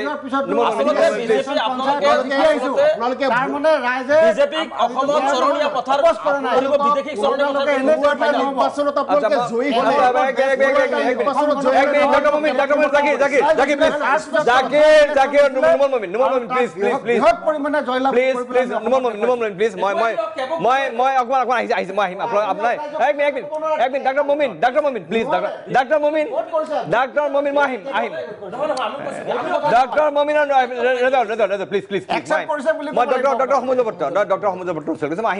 আপোনালোকক মই সময় দিম, আপুনি প্ৰত্যেকে ক'ব পাৰিব। মই ডক্টৰ সমুদ্ৰ কুমাৰ ভট্টাচাৰ্যী, আচ্ছা ইমানবিলাক বিতৰ্ক ইমানবিলাক কথা বতৰাৰ মাজত মই এইটোৱে প্ৰশ্ন যে আপোনাৰ প্ৰকৃততে আমি বিদেশী নামমুক্ত এখন এনআৰচি যিখন কথা কৈ আছে, প্ৰকৃততে আমি পামনে? আমাৰ অসমৰ পৰা বিদেশী নাগৰিক যাবনে? আপুনি ভাবেনে যে আৰু খিলঞ্জীয়াৰ স্বাৰ্থ ৰক্ষাৰ কথা কৈ আছে, প্ৰকৃতাৰ্থত খিলঞ্জীয়াৰ স্বাৰ্থ অসমত ৰক্ষা হ'ব নহয়? আপোনাৰ কি ধাৰণা? এই গোটেইবিলাক বস্তু হৈ আছে, আকৌ একো ভেকুৱানা এইবিলাক হৈ আছে, কি ধাৰণা? আপোনাৰ কি ক'ব বিচাৰিব? আন্তৰিকতা থাকিলে হ'ব আৰু সমাধান আছে অসম চুক্তিত। এতিয়া যোৱাবাৰ এছেম্বলি ইলেকশ্যনত, বিধানসভাৰ ইলেকশ্যনত যিখন ভিছন ডকুমেণ্ট প্ৰকাশ কৰিছিল, যাৰ ভিত্তিত অসমৰ বৰ্তমানৰ মুখ্যমন্ত্ৰী ডাঙৰীয়া বা অসমৰ সন্মানীয় মন্ত্ৰীসকল বা বিধায়কসকলে জিকি আহিছিল, সেইখন ভিছন ডকুমেণ্টত ৰাইজক প্ৰতিশ্ৰুতি দিয়া আছিল যে অসম চুক্তিক আখৰে আখৰে ৰূপায়ণ কৰা হ'ব। সেই প্ৰতিশ্ৰুতিটো ৰক্ষা কৰিব লাগে, নম্বৰ 1। নম্বৰ 2, 2 নম্বৰ কথা মই আগতে ক'লে এনআৰচি কথাখিনি মই আৰু ব্যাখ্যা দিব খোজা নাই। এনআৰচিটো উচ্চতম ন্যায়ালয়ৰ তদাৰকত অসম চুক্তিৰ ভিত্তিত দেশৰ আইনৰ ভিত্তিত সম্পূৰ্ণ হ'ব লাগে। এতিয়ালৈ কমপ্লিট হোৱা নাই। 26 নৱেম্বৰৰ আমি শুনানিৰ কাৰণে ৰৈ আছোঁ। আনটো কথা হ'ল, চাব এনআৰচি কেপ যদি জোৰা লগাই দিয়ে, কথাটো শুনিবলৈ বেয়া, মোৰ ক'বলৈও মন নাই, কিন্তু ক'বলগীয়া হৈছে যে গীটো এতিয়া হিন্দু মুছলমানৰ নামত গোটেই খেলটো আৰম্ভ হৈছে, যিটো হ'ব নাপায়। আপুনি কোৱাৰ লেখীয়াকৈ অসমত বিভিন্ন জাতি জনজাতি জনগোষ্ঠী ধৰ্মাৱলম্বী লোকেৰে গঠিত খিলঞ্জীয়া মানুহৰ অসমত যাতে প্ৰভুত্ব থাকে, নিয়ন্ত্ৰণ থাকে, সৰ্বকালৰ কাৰণে যাতে অসমৰ হাতত নিৰ্ণায়ক অধিকাৰ থাকে, তাৰ কাৰণেহে আমাক এনআৰচি লাগে বা চুক্তি ৰূপায়ণৰ জৰিয়তে সমস্যাটো স্থায়ী সমাধান লাগে। কিমান যুঁজি থাকিব অসমৰ মানুহে, কিমান আন্দোলন কৰি থাকিব? সমাধান, স্থায়ী সমাধান, উত্তৰ আছে অসম চুক্তিত। কিন্তু এতিয়া যিটো সমীকৰণৰ কথা কৈ আছে, 51 চনৰ কথা কৈছে, আকৌ কৈছে 2014 চন। তাৰমানে এই গোটেই কথাটো যদি সৰল সমীকৰণ যায়, শুনিবলৈ বেয়া, কিন্তু আমি পতা ভাল আপোনাৰ আলোচনাত। তাৰমানে এইটো হ'লে কি হ'ব অৱশেষত? তাৰমানে অসমত অবৈধ হিন্দু বাংলাদেশীৰ চিনাক্তকৰণৰ তাৰিখ হ'ব 2014, অবৈধ মুছলমান বিদেশী নাগৰিক চিনাক্তকৰণৰ তাৰিখ হ'ব 51। এইটোতো সাংঘাতিক সাম্প্ৰদায়িক কথা। আছুৱে এইটো সমৰ্থন নকৰে, অকল অসম চুক্তিৰ আধাৰতে গোটেই বিষয়টো স্থায়ী সমাধান আছুৱে বিচাৰে। হিন্দু মুছলিম কৈছে এনআৰচিৰ ওপৰত আমাৰ অমিত শ্বাহ ডাঙৰীয়া গৃহমন্ত্ৰীৰ ষ্টেটমেণ্টটো আপোনালোকে চাব। তাত তেখেতে কৈছে এনআৰচিত কোনো ধৰ্মৰ ওপৰত বেছ কৰি পেলাই এনআৰচিটো উন্নীতকৰণ কৰা নহয় আৰু সকলো ধৰ্মৰ ৰাজনীতিৰ যিটো খিলঞ্জীয়া ভাৰতীয় নাম তাত অন্তৰ্ভুক্ত কৰাব তাত কোনো ৰিলিজনৰ লগত কথা নাই ডক্টৰ জ্ঞান কৈলেও ডক্টৰ জ্ঞানেন্দ্ৰ বৰ্মন হয় এই যিটো বিষয় আহিছে আজি যে 51-71 সেই কথাবিলাক চলি আছে এটা যিকোনো আন্দোলন এটা নেগোচিয়েশ্যনৰ মাজেৰে সমাপ্তি হয় অসম আন্দোলনত তেনেকুৱা এক নেগোচিয়েশ্যনৰ মাজেৰে সমাপ্তি হৈছিলে থেচিছ এণ্টিথেচিছ তাৰ পৰা চিনথেচিছটো আহে এটা পজিশ্যনত কোনো নাথাকে যিটো হেগেলিয়ান কনচেপ্ট আৰু অসম চুক্তিও এটা সময়ত 51 অসমৰ সময়সীমা আছিলে আছুৰ দাবীও 51 আছিলে সেইটো অস্বীকাৰ কৰা নাযায় 51ৰ সময়সীমা আছিলে আৰু বিষয়টো এটা ছাবজুডিচ এটা সুপ্ৰিম কোৰ্টে যদি কৈ দিয়ে যে 51 হ'ব লাগে কাৰণ যিটো ভিত্তিত IMDT আইন বাতিল হৈছিলে যে গোটেই দেশৰ কাৰণে এখন আইন হ'ব লাগে গতিকে সেই ভিত্তিত যদি আকৌ ভাৰ্ডিক্টটো আহি যায় একো ক'ব নোৱাৰি 51 হৈ যাব পাৰে আৰু পাৰ্লিয়ামেণ্টাৰী সুপ্ৰিম এই কথাবিলাক আছে ইয়াত কেইটামান কথা আছে যদি 51 হৈ যায় কি হ'ব এটা যদি 51 হৈ যায় হয় সেইটো একচেপ্ট কৰিব লাগিব ইপিনে 51ৰ পৰা এই সময়সীমাৰ লগত কেৱল সম্পৰ্কটো আহি পৰে হয় সমুজ্জ্বলদাই কৈছে ঠিক আছে হিন্দু মুছলমান আহি পৰিছে সেইটো আকাংক্ষিত নহ'লেও সেইটো বিষয় আহি পৰিছে আৰু তাৰ এটা হিষ্টৰিকেল কনটেক্সটো আছে আমি এইটো অস্বীকাৰ কৰিব নোৱাৰোঁ এতিয়া কথাটো হ'ল আপোনাৰ যদি 51ৰ সময়সীমা হৈ যায় তেতিয়াহ'লে কিন্তু আপোনাৰ কি হ'ব বহুত হয় বিদেশী আৰু অধিক বিদেশী বহিষ্কাৰৰ বাট মুকলি হ'ব আৰু সৰ্বভাৰতীয় পৰ্যায়ত যদি 51 অসমতো 51 সময়সীমা হ'ব সকলোৱে ৱেলকাম কৰিব লাগিব ৱেলকাম কৰিব কিন্তু 51 যদি সময়সীমা হৈ পেলাই যদি কেপটো নাহে মানুহৰ আপত্তিজনক লাগিব মোক ক'বলৈ ধৰি সময় দিয়ক যদি 51ৰ সময়সীমা হৈ পেলাই যদি কেপটো নাহে তেতিয়াহ'লে নেক্সট দিনাখনে অসমত আমাৰ মানুহখিনিৰ সংখ্যা 61ৰ পৰা 40% লৈকে হ্ৰাস পাব কিয় হ্ৰাস পাব গৱেষণা কৰিলে দেখিব 51ৰ পৰা ইটছ এ ফেক্ট 51ৰ পৰা 71 লৈকে অসমলৈ বঙালী হিন্দু যথেষ্ট আহিছিলে সেইটো অস্বীকাৰ কৰা নাযায় বঙালী মুছলমান আহিছিলে বঙালী হিন্দু আহিছিলে বাংলাদেশৰ পৰা আহিছিলে এতিয়া যদি আৰু সেইখিনি সময়ত সেইকাৰণে আপোনালোকে চাব হিন্দুৰ বৃদ্ধিৰ হাৰ অকণমান পইণ্ট সামথিং বেছি আছিলে সেই পিৰিয়ডত এতিয়া যদি আপোনাৰ 51 হৈ যায় 51 হৈ পেলাই যদি কেপটো নাহে নেক্সট দিনাখনে আমি মাইনৰিটি আৰু তেতিয়া কিন্তু অসমখন আপোনাৰ ইছলামিক অসম হোৱা বাট মুকলি হ'ব প্ৰশস্ত হ'ব আৰু সেইটো আমি নিবিচাৰোঁ আমি ধৰ্মনিৰপেক্ষ অসম বিচাৰোঁ আমি শংকৰ মাধৱৰ অসম বিচাৰোঁ কিন্তু আমি সেইখন অসম নিবিচাৰোঁ যিখন অসমত বদৰুদ্দিন আজমলৰ নিৰ্ণায়ক ভূমিকা ল'ব গতিকে সেই দিশৰ পৰা আপোনাৰ দুইটা বস্তু যদিও এপাৰেণ্টলি বেলেগ কিন্তু দুইটা বস্তুৰে সম্পৰ্ক আছে কথাবিলাক ক'বলৈ আপত্তিজনক লাগে সাম্প্ৰদায়িক লাগিব পাৰে বাট ডেটছ এ ফেক্ট গৱেষণা আধাৰিত তথ্যৰ ভিত্তিত মই কথাবিলাক কৈছোঁ এতিয়া আন এটা কথা আছে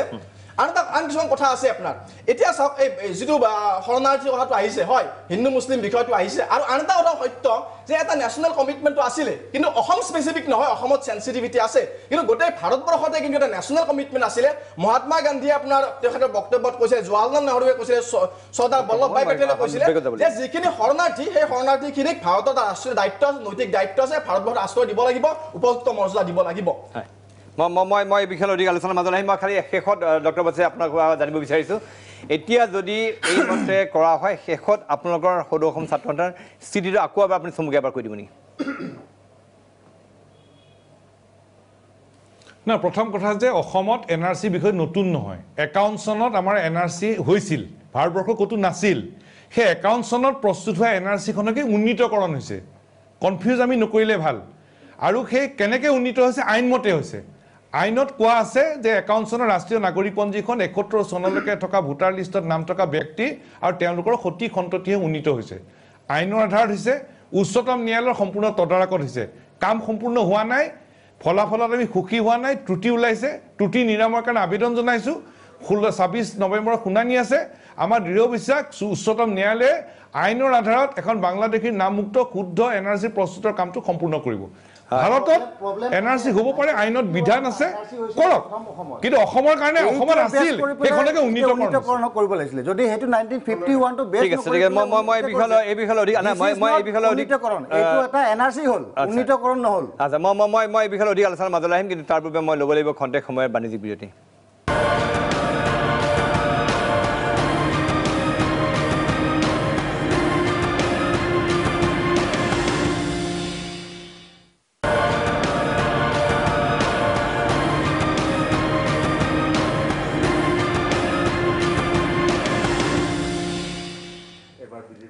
খন্তেক সময়ৰ বিৰতিৰ পিছত পুনৰ উভতি আহিছোঁ প্ৰাগ নিউজৰ বিশেষ অনুষ্ঠান উত্তৰ লাগে মাজলৈ আজি আমি অমিত শ্বাহৰ বক্তব্য সন্দৰ্ভত আমি কথা পাতিছোঁ যে সমগ্ৰ দেশজুৰি এখন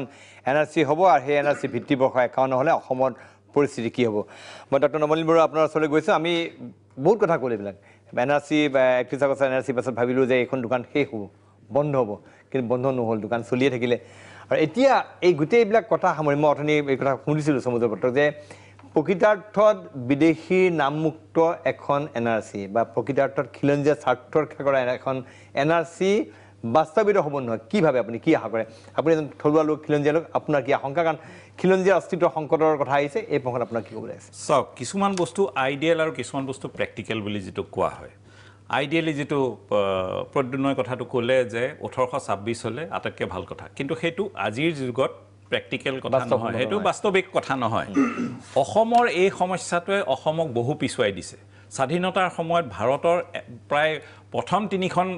ৰাজ্যৰ ভিতৰত থকা অসম আজি ক'ত আছে সকলোৱে জানে এই সমস্যাটো একেবাৰে সমাধান হ'ব লাগে আৰু এই যে অকল এটা ৰাজনৈতিক দল বহু ৰাজনীতিবিদৰ এই দোকানখন চলি আছে এই বিদেশী আৰু তেওঁলোকে NRC কৰি পেলাই বস্তুটো সমস্যাটো সমাধান কৰি দিলে তেওঁলোকৰ দোকান বন্ধ হৈ যাব সেই কাৰণে কিবা কিবি কথা উলিয়াই আছে বিভিন্ন ধৰণৰ কথা কৈ আছে কিন্তু ইয়াত কোনেও এটা কথা মনত ৰখা নাই যে হিমন্ত বিশ্ব শৰ্মাই কৈ দিলে 51ৰ কথা অমিত শাহ ডাঙৰীয়া কিন্তু ক'তো 51 বুলি কোৱা নাই 51ৰ কথা কৈছে কিন্তু এইখন সোণোৱাল চৰকাৰে যিখন হেৰিত শপতনামা দাখিল কৰিছে উচ্চতম ন্যায়ালয়ত শপতনামা দাখিল কৰিছে 71 চনৰ সপক্ষে এতিয়া আৰু এটা কথা যেতিয়া মানে উচ্চতম ন্যায়ালয়ত এই 51 চনৰ প্ৰসংগত আহিছিল তেতিয়া কিন্তু 2017 চনত তেওঁলোকে এখন শপতনামা দিছে 71 চনৰ সপক্ষে এতিয়া মানে কোৰ্টত এটা কথা কয় মিডিয়াৰ কাৰণে এটা কথা কয় সেইটো এটা দুমুখীয়া নীতিটো ইয়াত স্পষ্ট হৈছে নে নাই হোৱা এই কথাটো স্পষ্ট আৰু এটা কথা কিছুমান যে কথা কৈ আছে 51ৰ পৰা 71ত আহা মানুহজনৰ বয়স এতিয়া কিমান হ'লগৈ তেওঁ এতিয়া সমস্যা নহয় তেওঁৰ সতি সন্ততি এটা সমস্যা সতি সন্ততিবিলাক 88 চনলৈকে তেওঁলোক ভাৰতীয় নাগৰিক আৰু 2004 লৈকে 88 পৰা 2004 লৈকে 87 পৰা 2004 লৈকে যদি এজনো মাক দেউতাকৰ এজনো ভাৰতীয় হয় তেওঁলোক ভাৰতীয় তেনেহলে 51 কৰিলেও এই মানুহখিনিক বিদেশী বুলি কৰিব নোৱাৰে সতি সন্ততিখিনিক বিদেশী কৰিব নোৱাৰে 51ত আহা আৰু দ্বিতীয় কথা আৰু এটা কথা যে আমাৰ 61 চনৰ লোকপিয়লৰ তথ্য আৰু 71 চনৰ লোকপিয়লৰ তথ্য আমি বাৰে বাৰে কৈ থাকোঁ 71 চনৰ বাংলাদেশৰ পৰা আহা 71 চনৰ আগতে বাংলাদেশ বুলি পৃথিৱীত একো নাছিলে পূব পাকিস্তানৰ পৰা আহা আমি যদি তথ্য চাওঁ প্ৰায় 6.5 লাখৰ পৰা 7 লাখ পূব পাকিস্তানৰ মূলৰ মানুহ আহিছে তাত বেছিভাগে হিন্দু মানুহ সেইখিনি সময়ত মুছলমানৰ যেটো জনসংখ্যা বৃদ্ধিৰ হাৰ দেশত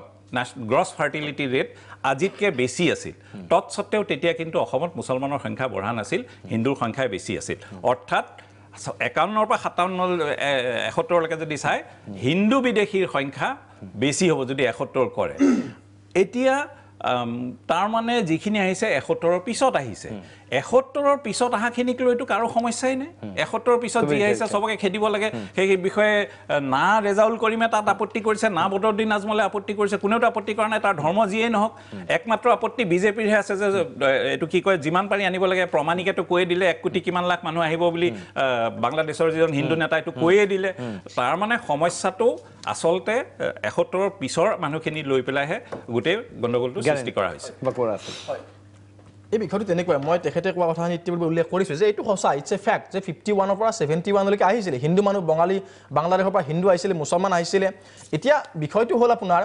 যদি এই বিষয়টো যেটো সাবজুডিজ হৈ আছে আপোনাৰ কোৰ্টে ডিসিশন লব আৰু কোৰ্টে ডিসিশন ললে আশ্ৰয় হোক বা সকলোৱে মানিবলৈ বাধ্য 51 যদি হয় আৰু যেটো গ্ৰাউণ্ডত আপোনাৰ 51 হোৱাৰ পসিবিলিটি আছে সেইটো হ'ল আপোনাৰ যেটো কাৰণত IMDT বাতিল হৈছিল যে সৰ্বভাৰতীয় পৰ্যায়ত এখন আইন আমাৰ কাৰণে কিয় বেলেগ হ'ব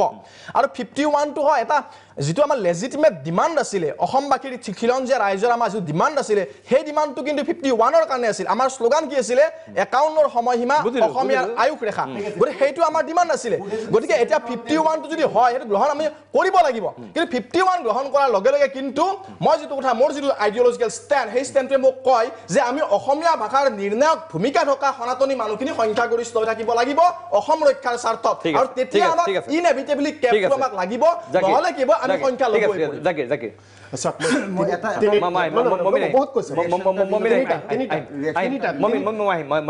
মই তিনিটা কথা কম চমুকে মানে কথাই পাতা নাই ঠিক আছে কক বহিছো মানে চাব না ঠিক আছে কক তিনিটা কথা প্ৰথম কথা হৈছে যে কেবক লৈ মমিন নাৱাল ডাঙৰীয়াই মমিন ডাঙৰীয়াই গণভোটৰ কথাটো কৈছে মই তেখেতৰ সকলৰ গভৰ্ণমেণ্টক চ্যালেঞ্জ কৰিছো গণভোট পাতক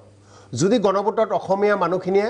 কেব আনাৰ সমৰ্থনত ভোট দিয়ে আমিও তেতিয়া ৱেলকাম জনাম যদি 1 নম্বৰটো আপুনি পিছত ক'ব মোৰ প্ৰতিক্ৰিয়া আপোনালোকক চেলেঞ্জ কৰিছোঁ হাওক আছে যদি গণভোট পাতক কেবৰ ক্ষেত্ৰত 2 নম্বৰ কথা সমজ্জল ভট্টাচাৰ্য ডাঙৰীয়াই যিটো তেওঁৰ মন্তব্যত কৈছে যে এই যে নতুনকৈ NRC ক্ষেত্ৰখনৰ কথাবিলাক কৈ ভিত্তিবৰ্ষৰ কথাবোৰ কৈ হিমন্ত বিশ্ব শৰ্মা ডাঙৰীয়াই হিন্দু মুছলমানৰ মাজত যেটো এটা সংঘাত লগাব বিচাৰিছে তেখেতৰ লগত মই একমত আছোঁ মমিন ডাঙৰীয়াই ইয়াতে বিৰোধিতা কৰিছে তেখেতক মই বুজাই দিছোঁ আৰু আপোনালোকৰ অনুষ্ঠানৰ জৰিয়তে ৰাইজকো ক'ব বিচাৰিছোঁ আপুনি চাওক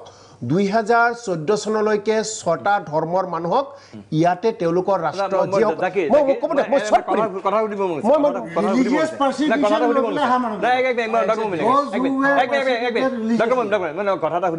আমি কেবৰ কথা কৈ ঠিক আছে কেবৰ বিৰুদ্ধে প্ৰটেষ্ট এয়া হৈছে আপুনিও কৈছে কেবৰ কথা অসমৰ আপুনি কৈছে গণভোটত অসমৰ মানুহে কেবৰ বিপক্ষে ভোট দিব কিন্তু এই কথা সত্য এই কথা সত্য যে অসমত যি নিৰ্বাচন হৈ গ'ল কেবৰ সেই নিৰ্বাচন বিজেপিয়ে কিন্তু অসমৰ ৰাইজৰ আস্থা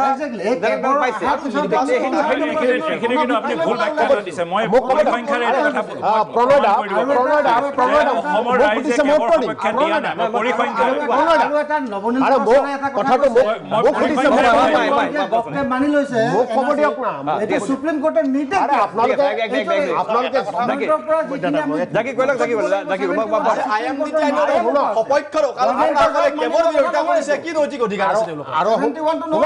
আপোনালোকে প্ৰণয় দা সুপ্ৰিম কোৰ্টৰ কথা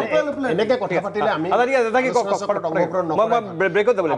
আপুনি যিটো প্ৰশ্ন কৰিছে যে তেওঁলোকে নিৰ্বাচনত জয়ী হৈছে হয়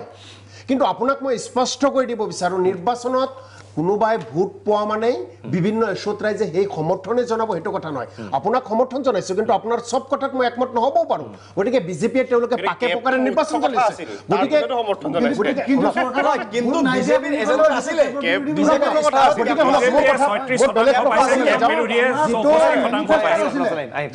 বিজেপি ওলাই গ'ল বৰ কথা শেষ হোৱা নাই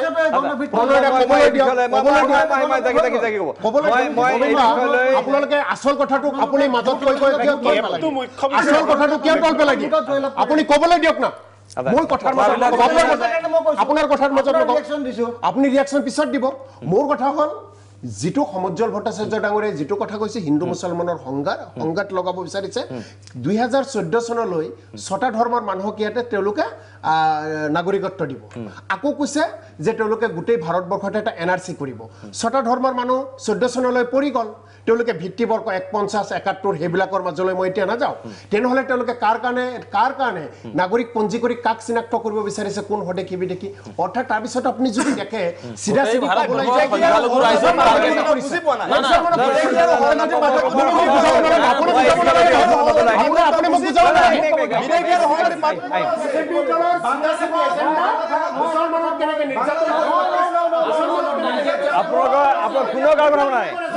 কোনো কাৰো কথা নাই কৈ লাভ নাই মই এই বিষয়ে অধিক আলোচনাৰ মাজলৈ আহিম কিন্তু তাৰ পূৰ্বে আমাৰ এই বিশেষ অনুষ্ঠান উত্তৰ লাগি লৈছোঁ খন্তেক সময়ৰ বাণিজ্যিক বিৰতি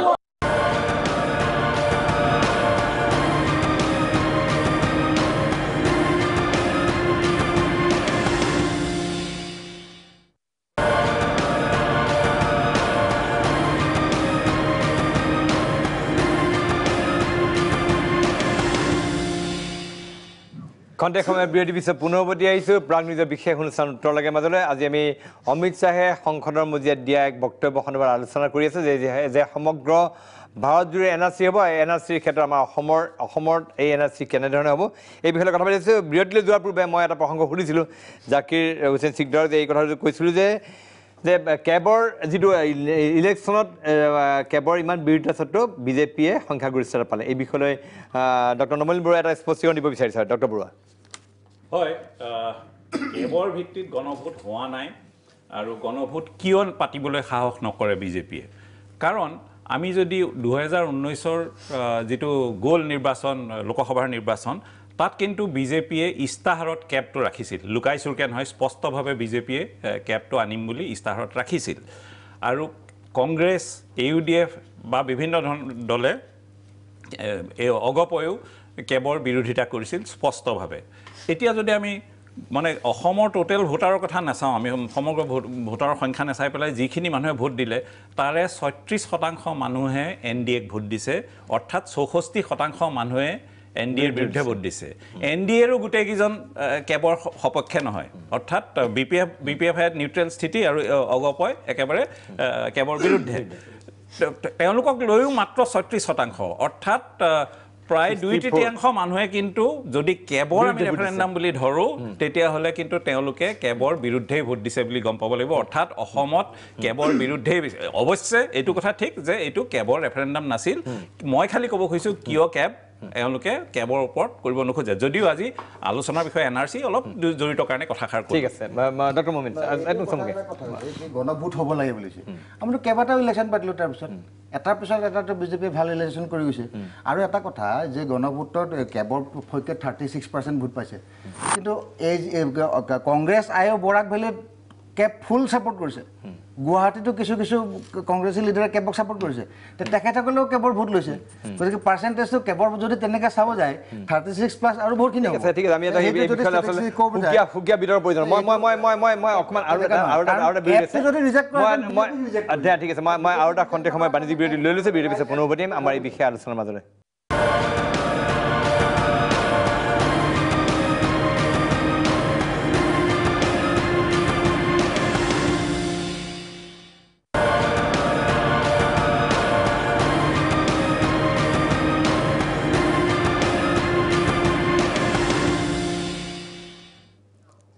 খন্তেক সময় বিৰতিৰ পিছত পুনৰ উভতি আহিছোঁ প্ৰাক নিজৰ বিশেষ অনুষ্ঠান উত্তৰ লাগে মাজলৈ মই পোনপটীয়াকৈ ডক্টৰ প্ৰদ্যুম্ন গোস্বামীৰ ওচৰলৈ গৈছোঁ ডক্টৰ গোস্বামী কি ভাবে আচলতে এতিয়া এই মুহূৰ্তত আমি এই কথা মই ডক্টৰ নমলিন বৰুৱাক সুধিছিলোঁ যে প্ৰকৃতাৰ্থত এই গোটেইবিলাক খেলি মেলিৰ মাজত প্ৰকৃতাৰ্থত এখন বিদেশীৰ নামমুক্ত NRC আমি পামগৈনে নাপাওঁ বুলি মই এইকাৰণে ভাবোঁ যে কেইদিনমানৰ আগতে আপোনাৰ ষ্টুডিঅ'তে মই এটা কথা কৈছিলোঁ যে NRC বিষয়টো বন্ধ হ'ব লাগে যি সোমাল যি ওলাল মোৰ উদ্দেশ্য এটাই আছিল যে কামটো বন্ধ হওক এই দোকানখন বন্ধ হওক কিন্তু বৰ্তমান এই 3-4 দিনৰ আপোনাৰ ষ্টুডিঅ'ত হয়তো 3-4 দিনৰ আগতে আহিছিলোঁ এই 3-4 দিনত যি সাম্প্ৰতিক ৰাজনৈতিক পৰিৱৰ্তন দেখিলোঁ মই এটা কথা স্পষ্ট হ'লোঁ যে আকৌ এই দোকানখন খোল খালে আকৌ 40 বছৰৰ কাৰণে গতিকে মই বিজেপিৰ কৰ্মকৰ্তা বা দলীয় নেতাসকলক এটা কথাই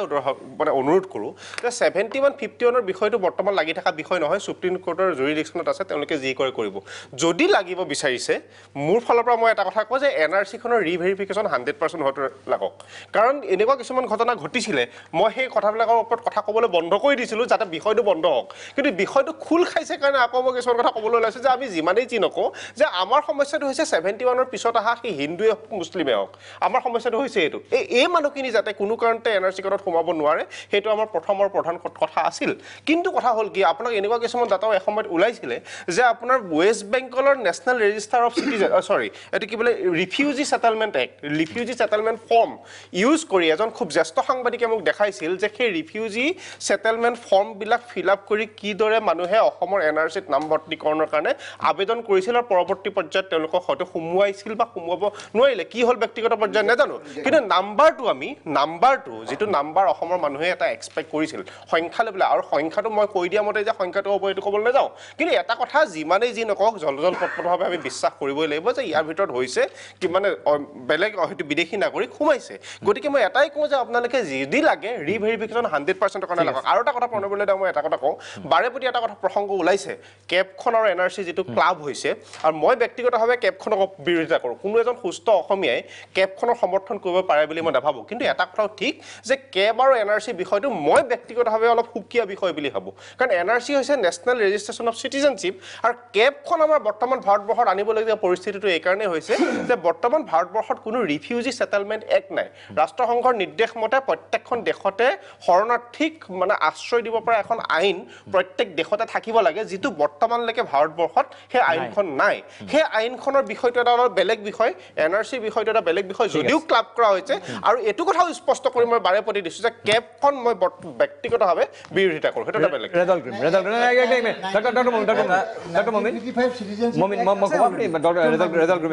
এটা কথা আমি স্পষ্ট কৰি দিছোঁ যে NRCখন আমি দীৰ্ঘদিনীয়া এটা দাবী অসমৰ বিভিন্ন আন্দোলন বিভিন্ন আশা আকাংক্ষা আছিল মানুহৰ ৰিভেৰিফিকেশ্যনৰ কথা কোৱা আমি 100% আমি কিয় কম 100% ৰিভিউজন সুপ্ৰিম কোৰ্টত নেতৃত্বাধীন সুপ্ৰিম কোৰ্টৰ কাম চলি আছে আৰু ইতিমধ্যে ভেৰিফিকেশ্যন হৈ পেলাই আজি 19 লাখ মানুহৰ নাম আহিছে আছুৱে যিদৰে কৈছে যে তাত ত্ৰুটি আছে আপোনালোকে ত্ৰুটি আছে ত্ৰুটি বিচ্যুতি থাকিব পাৰে সেইখিনি কেনেকৈ শুধৰাব তেতিয়ালৈ কৰিব কিন্তু এই বুলি 100% মানুহ ৰিভেৰিফিকেশ্যন কৰাত আপত্তি কিহৰ যিহেতু বিষয়টো ওলাইছে যদি এইটো প্ৰব্লেমে নাই এইকাৰণে আছে যেতিয়া ৰাতি 12টা বজাত নোটিছ দি পেলাই তিনিচুকীয়াত পঠাব 2 নম্বৰে লাখ লাখ টকা গভৰ্ণমেণ্টে টকা দিয়ক ঘৰতে ভেৰিফিকেশ্যন কৰক মেচিন বাৰ্থ সাৰ্টিফিকেট পোৱাৰ পিছত 10 লাখ বাৰ্থ সাৰ্টিফিকেট হস্পিটাল জ্বলি যায় গতিকে আমাৰ কথা স্পষ্ট বাকি থকা কামখিনি এনআৰসি সুপ্ৰিম কোৰ্টত আগবাঢ়িব লাগিব 51 71 এটো সুপ্ৰিম কোৰ্টৰ যেটো আইনৰ আওতাত আছে এটা পিছলৈ 26 তাৰিখে আমি চাম তাৰ পিছত যদি বিজেপি গভৰ্ণমেণ্টে যদি যেহেতু তেওঁলোকে হৰ্তাকৰ্তা হৈ মাইনৰিটি মানুহ বিশেষকৈ মুছলমানসকলক টাৰ্গেট কৰি অন্যায়ভাৱে অত্যাচাৰ কৰিব বিচাৰিছে জোৰ জুলুম কৰি কোনো আইন কোনো কাম যদি জাপি দিব বিচাৰে আমি স্পষ্টকৈ কৈছো আমি মানি নলওঁ এটা কথা ৰেজাউল ডাঙৰীয়া জানা উচিত অসমত মুছলমান কেতিয়াও মাইনৰিটি আজি ডেটত নহয় কিয় মাইনৰিটি সিঙ্গল মেজৰিটি আপোনালোক ক'ত সিঙ্গল মেজৰিটি 36% পপুলেশন এতিয়া আৰু মই এটা কথা কওঁ ৰাইজক আমাক যেটো ভাৰতবৰ্ষত দিছে আইনে দিছে সংবিধান দিছে ভাৰতবৰ্ষত হ'ব পাৰে সংখ্যালঘু অসমৰ টাৰ্গেট হৈছে সংখ্যালঘুসকলক ইয়াত নিক্ষেপ কৰা অসমৰ হিন্দু মুছলমানক ভাগ কৰা বিজেপিৰ এনআৰসি নালাগে কাৰণ আপোনালোকে যদি এনআৰসি আপোনালোকে যদি বাংলাদেশে খেদিবই বিচাৰে এনআৰসি পাব্লিছ হোৱাৰ দিনাখন ফৰেন মিনিষ্টাৰ বাংলাদেশত যাই কয় যে আমি চিন্তা কৰিবলগীয়া একো নাই আপোনালোকৰ কিয় বাংলাদেশত মানুহ পঠাব পৰা নাই অসমৰ ডিটেনশ্যন কেম্পত ৰাখিছে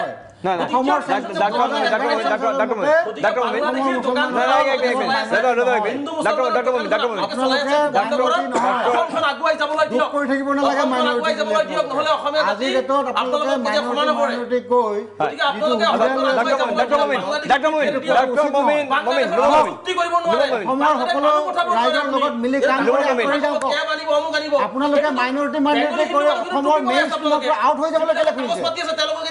আপোনালোকে অসমৰ মেইন ষ্ট্ৰীমৰ পৰা বাহিৰ হ'বলৈ কেলে খোজে মাইনৰিটি মানুহ হুমাব বিচাৰিছে তেওঁলোকে বুজিব আপোনালোকে মেজৰিটি আহক আমি মিলি জুলি অসমৰ কাম কৰিব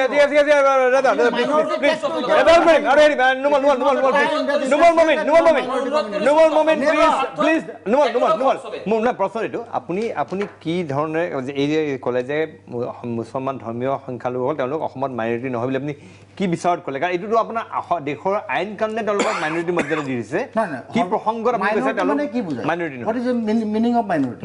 সেই সময়ত এতিয়া যদি মাইনৰিটিৰ সংখ্যাগৰিষ্ঠতা কম থাকে এইটো মাইনৰিটি ডেফিনেটলি এইটো যিটো প্ৰেক্টিকেলি চোৱা যায় 36% অসমৰ পপুলেশ্যন যদি মুছলমান মানুহ হয় অসমত এইটো আপুনি মাইনৰিটি কোনটো তেতিয়াহ'লে আপোনাৰ মাইনৰিটি ষ্টেটাছ উঠাই নিয়ে কিয়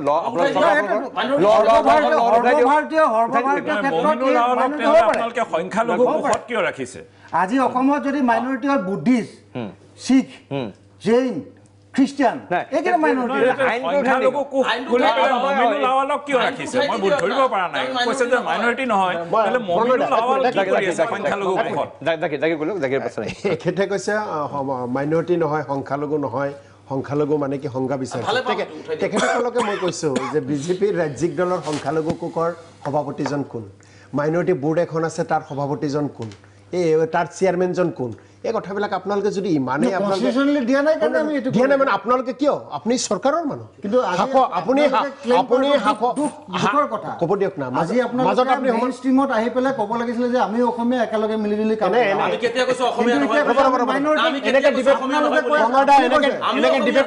আপুনি কৈছে বিজেপি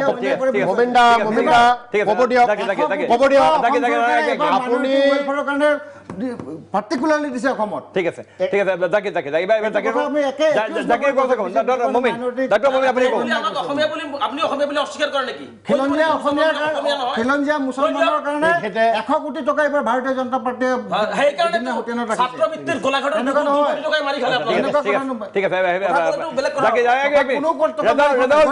যদি প্ৰমাণ আছে কেছ দিয়ক মমিন প্লিজ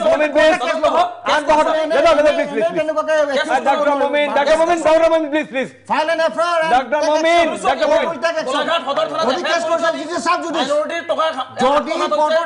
আপুনি এইটো বুজা উচিত আমচুৰ লিডাৰ হোৱা হিচাপে যদি কোৰ্টত কেছ দিছে তেতিয়াহ'লে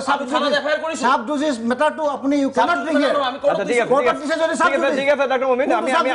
আপুনি জানি লওক ডক্টৰ মমিন আমি জানি লৈছো আপুনি জানি লৈছো ৰেজাউল প্লিজ ডক্টৰ মমিন নাই please you cannot accuse if you are giving a minority মানুহ মুছলমান মানুহ if it is under some মানে গেলা পচা বস্তু then you cannot say that BJP এটো বুজাব বিচাৰে নেকি আচ্ছা দিয়া দিয়া বিজেপি এটো বুজাব বিচাৰে নেকি আপনি কিয় ভাল পায় না না অন্যায় কৰিছে ডাক্তৰ মমিন কি দিছে আপোনালোকে কি দিছে আপোনালোকে কংগ্ৰেছৰ কি পাইছিল আপোনালোকে আমি পোৱা নাই একো আমি পৰিৱৰ্তন কৰিছো আমি পৰিৱৰ্তন কৰিছো অসমৰ ৰাইজ নহয় নেকি আমি অসমৰ ৰাইজ নহয় নেকি আমি ভাৰতীয় জনতা কমাই দিছে চৰকাৰে পুঁজি কমাই দিছে কোন প্ৰথমবাৰৰ পৰা অসমত ভাৰতীয় জনতা ঠিক আছে ভাগ কৰিছে ডাক্তৰ মমিন প্লিজ বিজেপি চৰকাৰৰ প্ৰতি কৰা একিউজ আপুনি উঠাই লওক গতিকে আমাৰ কথা হৈছে এনআৰচি প্ৰথম লাগিব আৰু এনআৰচি হ'ব লাগিব NRC 1951 ৰ পৰা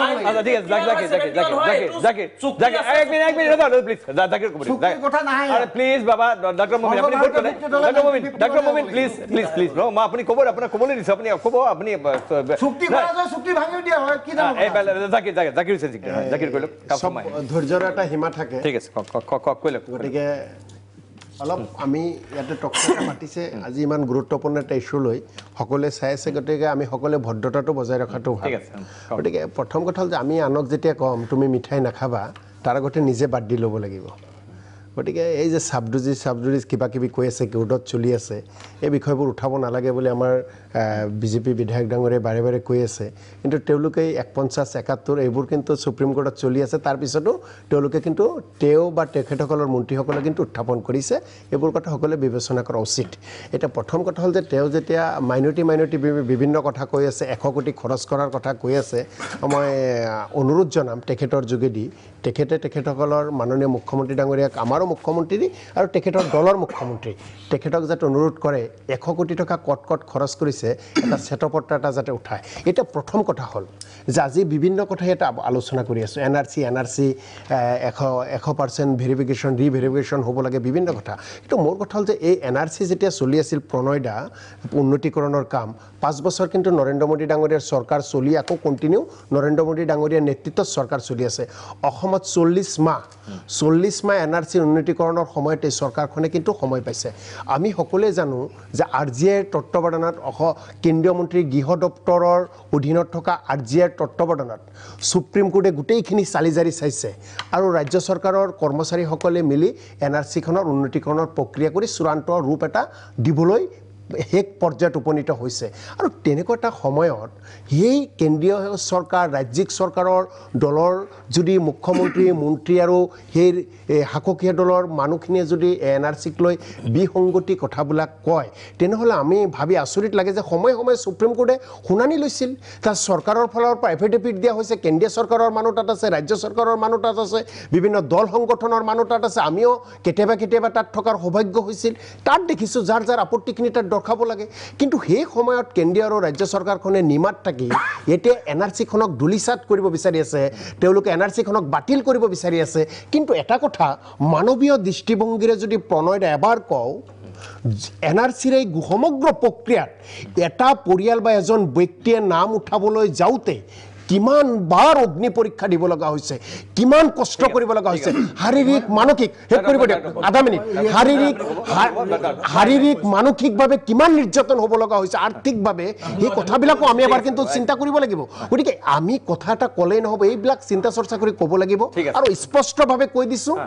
এই যে বিভিন্ন কথাবোৰ যে কৈ আছে এইবিলাক কথাৰ এটাই অৰ্থ ৰাজনৈতিকৰণ আমি অসমৰ ৰাইজক কৈছোঁ বিজেপি চৰকাৰে বিজেপি দলে ইয়াক ৰাজনীতি কৰিব বিচাৰি আছে ভোট বেংকৰ অংকত বাকী তেওঁলোকে একো কৰিব নোৱাৰে তেওঁলোকেও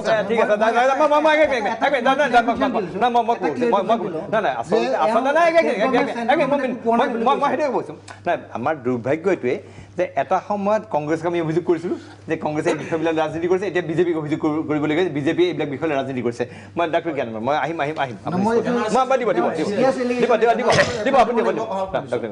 এনআৰচি যিটো বিষয় আৰম্ভ হৈছিলে এটা সেকুলাৰ প্ৰচেছ হিচাপে আৰম্ভ হৈছিলে হিন্দু মুছলমানৰ বিষয় হিচাপে আৰম্ভ হোৱা নাছিলে যি হ'ল জেনুইন ভাৰতীয় নাগৰিক হিন্দু মুছলমান ৰিগাৰ্ডলেছ কাষ্ট ৰিলিজন আহিব কিন্তু পৰৱৰ্তী সময়ত এই বিষয়বিলাক দুৰ্ভাগ্যক্ৰমে আহি পৰিলে আৰু এটা কথা একেবাৰে গুৰুত্বপূৰ্ণ বিষয় কৈছে যে মাইনৰিটি ষ্টেটাছ লৈ পেলাই আমি অধ্যয়ন কৰি দেখিছিলোঁ মাইনৰিটি মেজৰিটি ডাইকটমি হৈ গৈছে অসমীয়া কি হ'ব মানে ডাইকটমি ৱৰ্ডটোৰ এটা দ্বৈত ৰূপক বাইনাৰী এটা কি হৈছে মাইনৰিটি মেজৰিটি এই বাইনাৰীটো নাইকিয়া হ'ব লাগে বাইনাৰীটো নাইকিয়া হৈ পেলাই ওৱান নেশ্যন ওৱান পিপুল সেই দিশত আমি সকলো হিন্দু মুছলমান আগবাঢ়িব লাগে আৰু সেই দিশত এটা কথা আপুনি গোটেইবিলাক যদি গ্ল'বেলি ছ'চিয়েল চাইণ্টিষ্টবিলাকৰ পলিটিকেল থিংকাৰ্ছবিলাকৰ যদি আপুনি অধ্যয়ন দেখিবলৈ পায় মাইনৰিটি ডিফাইন কৰাৰ ক্ৰাইটেৰিয়াটো নাম্বাৰো নহয় মাইনৰিটি ডিফাইন কৰাৰ ক্ৰাইটেৰিয়াটো হ'ল আপোনাৰ তাত ডমিনেণ্ট গ্ৰুপ থাকিব লাগিব ডিছক্ৰিমিনেটেড মাৰ্জিনেল গ্ৰুপ থাকিব লাগিব আমাৰ সংবিধানে কি কৰিছে আমাৰ সংবিধানত সেই কনচেপ্টটো নাই এইকাৰণে নাই কাৰণ আমাৰ সংবিধানে সকলোকে হিন্দু মুছলমান সকলোকে সমান অধিকাৰ দিছে পাকিস্তানত সেইটো এপ্লিকেবল বাংলাদেশত সেইটো এপ্লিকেবল আমাৰ কনটেক্সট এপ্লিকেবল নহয় সেইকাৰণে আৰ্টিকল 32 এমেণ্ড কৰি বা হেৰি ডিলিট কৰি আমি এই মাইনৰিটি মেজৰিটি ডাইকটমিটো শেষ কৰি পেলাই ওৱান নেশ্যন ওৱান পিপুল সেই দিশত আমি সকলোৱে আগবাঢ়িব লাগে নাম্বাৰটো ক্ৰাইটেৰিয়া নহয় আমি সকলো এক এতিয়া অসমত আছে আমি সকলো অসমীয়া সামগ্ৰিকভাৱে জাতি বৰ্ণ ধৰ্ম নিৰ্বিশেষে সেই কনচেপ্ট এটা আমি ইভলভ কৰি পেলাই আগবাঢ়িব লাগে হিন্দু মুছলমানৰ সমন্বয় আমি সকলোৱে বিচাৰোঁ কিন্তু ইনএভিটেবলি কিছুমান হিষ্টৰিকেল কিছুমান কথা আহি পৰিছে কেনেকুৱা যে পলিটিকেল যেতিয়া মেপটো ড্ৰ কৰা হ'ল পলিটিকেল মেপটো ড্ৰ কৰা হওঁতে পাকিস্তানত সেই মানুহখিনি থাকি গ'ল যিখিনিয়ে ভাৰত মাতা কি জয় কৰিছিলে এতিয়া সেই মানুহখিনিৰ প্ৰতি এটা দায়িত্ব আছিলে এইকাৰণে সেইটো কথা মহাত্মা গান্ধীয়ে কৈছিলে মহাত্মা গান্ধীৰ স্পীচবিলাক চাই আপুনি দেখিব কৈছিলে যে সেই মানুহখিনি শিখ হিন্দু জৈন যদি আহে আমি তাত ৰাখিব লাগিব এটা ৰাষ্ট্ৰীয় দায়িত্ব পণ্ডিত নেহৰুৰ 15 আগষ্ট 1947 চনৰ যদি স্পীচটো আপুনি পঢ়ি চাই দেখিব তাত পণ্ডিত নেহৰুৱে স্পষ্টকৈ কৈছিলে যে এইটো নেশ্যনেল কমিটমেণ্ট তেওঁলোক চিটিজেনশ্বিপ দিব লাগিব এটা কিন্তু হয় অসমৰ ক্ষেত্ৰত সেনসিটিভিটি আছে সেনসিটিভিটি বুজি পেলাই আগবাঢ়িব লাগিব কিন্তু সামগ্ৰিকভাৱে গোটেই ভাৰতৰ এটা ৰাষ্ট্ৰীয় দায়িত্ব আছে আৰু যি নিৰ্যাতিত আজি মানুহ সেইখিনি যাব ক'ত সেই প্ৰশ্নটো আমি মানৱীয় দৃষ্টিকোণেৰে চাব লাগিব সেই এংগলটো অস্বীকাৰ কৰি পেলাই আমি কথা সমাধান কৰিব নোৱাৰো সেই বিষয়বিলাক আছে সামগ্ৰিকভাৱে ঠিক আছে আমি এই বিষয়ে অধিক আলোচনাৰ মাজলৈ আহিম মই এই বিষয়ে অধিক আলোচনাৰ মাজলৈ আহিম কিন্তু তাৰ পূৰ্বে মই ল'ব লাগিব খন্তেক সময়ৰ বাণিজ্যিক বিৰতি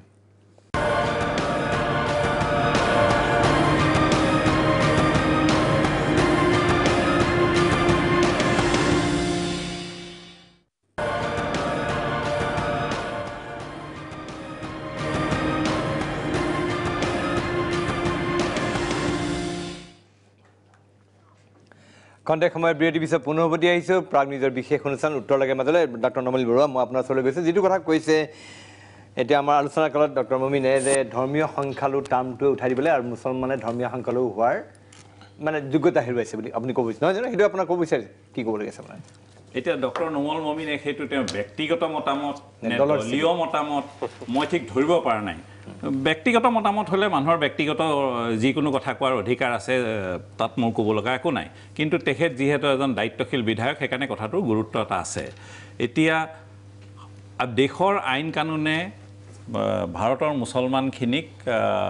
সংখ্যালঘু কাশ্মীৰতো তেওঁলোক সংখ্যালঘু কাৰণ দেশৰ আইন কানুনে সেইটো কৈছে সেইটো মই কৈ দিলে তেখেতে কৈ দিলে বদলি হৈ নাযায় আৰু অসমত তেখেতে কৈছে 36% যদি আছে আৰু সেয়া খিলঞ্জীয়া মুছলমান আৰু মিয়া সম্প্ৰদায়খিনিক একেলগে লৈ পেলাই তেওঁলোকক আমি চালে দেখ কথা 36 টো 50তকৈ কম যি সেই সংখ্যালঘুটো হ'বই অংক হিচাপত এতিয়া সংখ্যালঘুৰ যদি সংজ্ঞাটো বদলাব খোজে সৰকাৰিভাবে তেখেতেতো প্ৰাইভেট মেম্বাৰ্স বিল স্থাপন কৰিব পাৰে বিজেপিৰ হিডেন এজেন্ডা আছে নেকি নহয় যদি আছে তেওঁলোকৰ হেৰিৰ পৰা এজন মিয়া সম্প্ৰদায়ৰ এমএলএ আছে তেওঁলোকৰ এটো কি কয় এটা সংখ্যালঘু কোষ আছে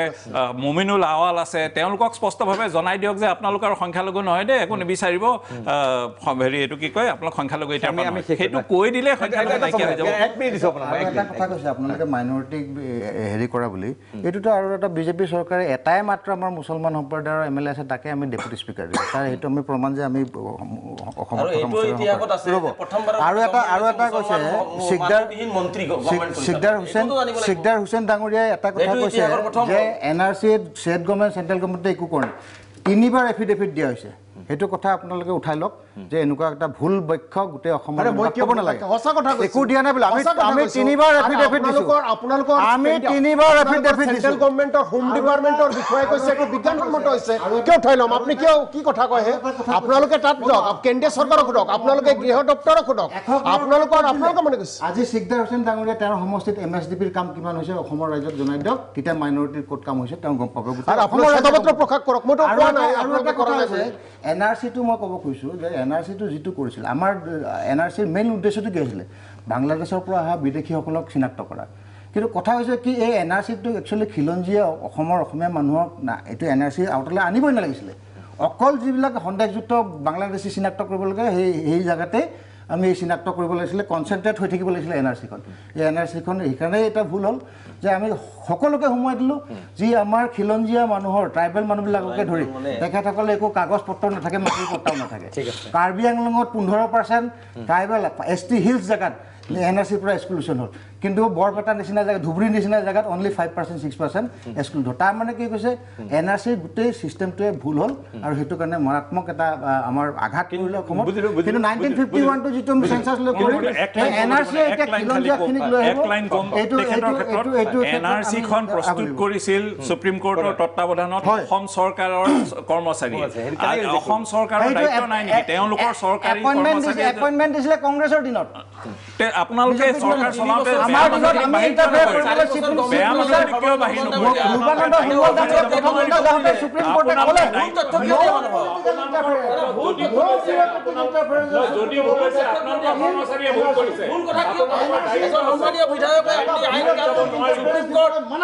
যিনক আমি সামৰিব লাগিব আমি আচলতে NRC-ক লৈ যিখন চৰ্চা আমাৰ অসমত হৈ আছিলে সেই তাৰ বিতৰ্ক আমি মুক্ত হ'ব নোৱাৰিলোঁ এতিয়া আকৌ আহিছে NRC 51 চনৰ ভিত্তিপ্ৰস্তৰলৈ বোলে কৰাৰ কথা এই প্ৰসংগত কেন্দ্ৰীয় চৰকাৰ শেহতীয়া কি স্থিতি গ্ৰহণ কৰে সেয়া হ'ব লক্ষণীয় কিন্তু এই ক্ষেত্ৰত আচলতে যি বিভ্ৰান্তি আঁতৰ হোৱাটো আমি সকলো বিচাৰিছোঁ আজিৰ আলোচনা অংশলৈ মই আটাইকেইজন বিশেষ পেনেলিষ্টক মই ধন্যবাদ জ্ঞাপন কৰি আমাৰ এই বিশেষ অনুষ্ঠান উত্তৰ লাগে ইয়াতে সামৰণি মাৰিছোঁ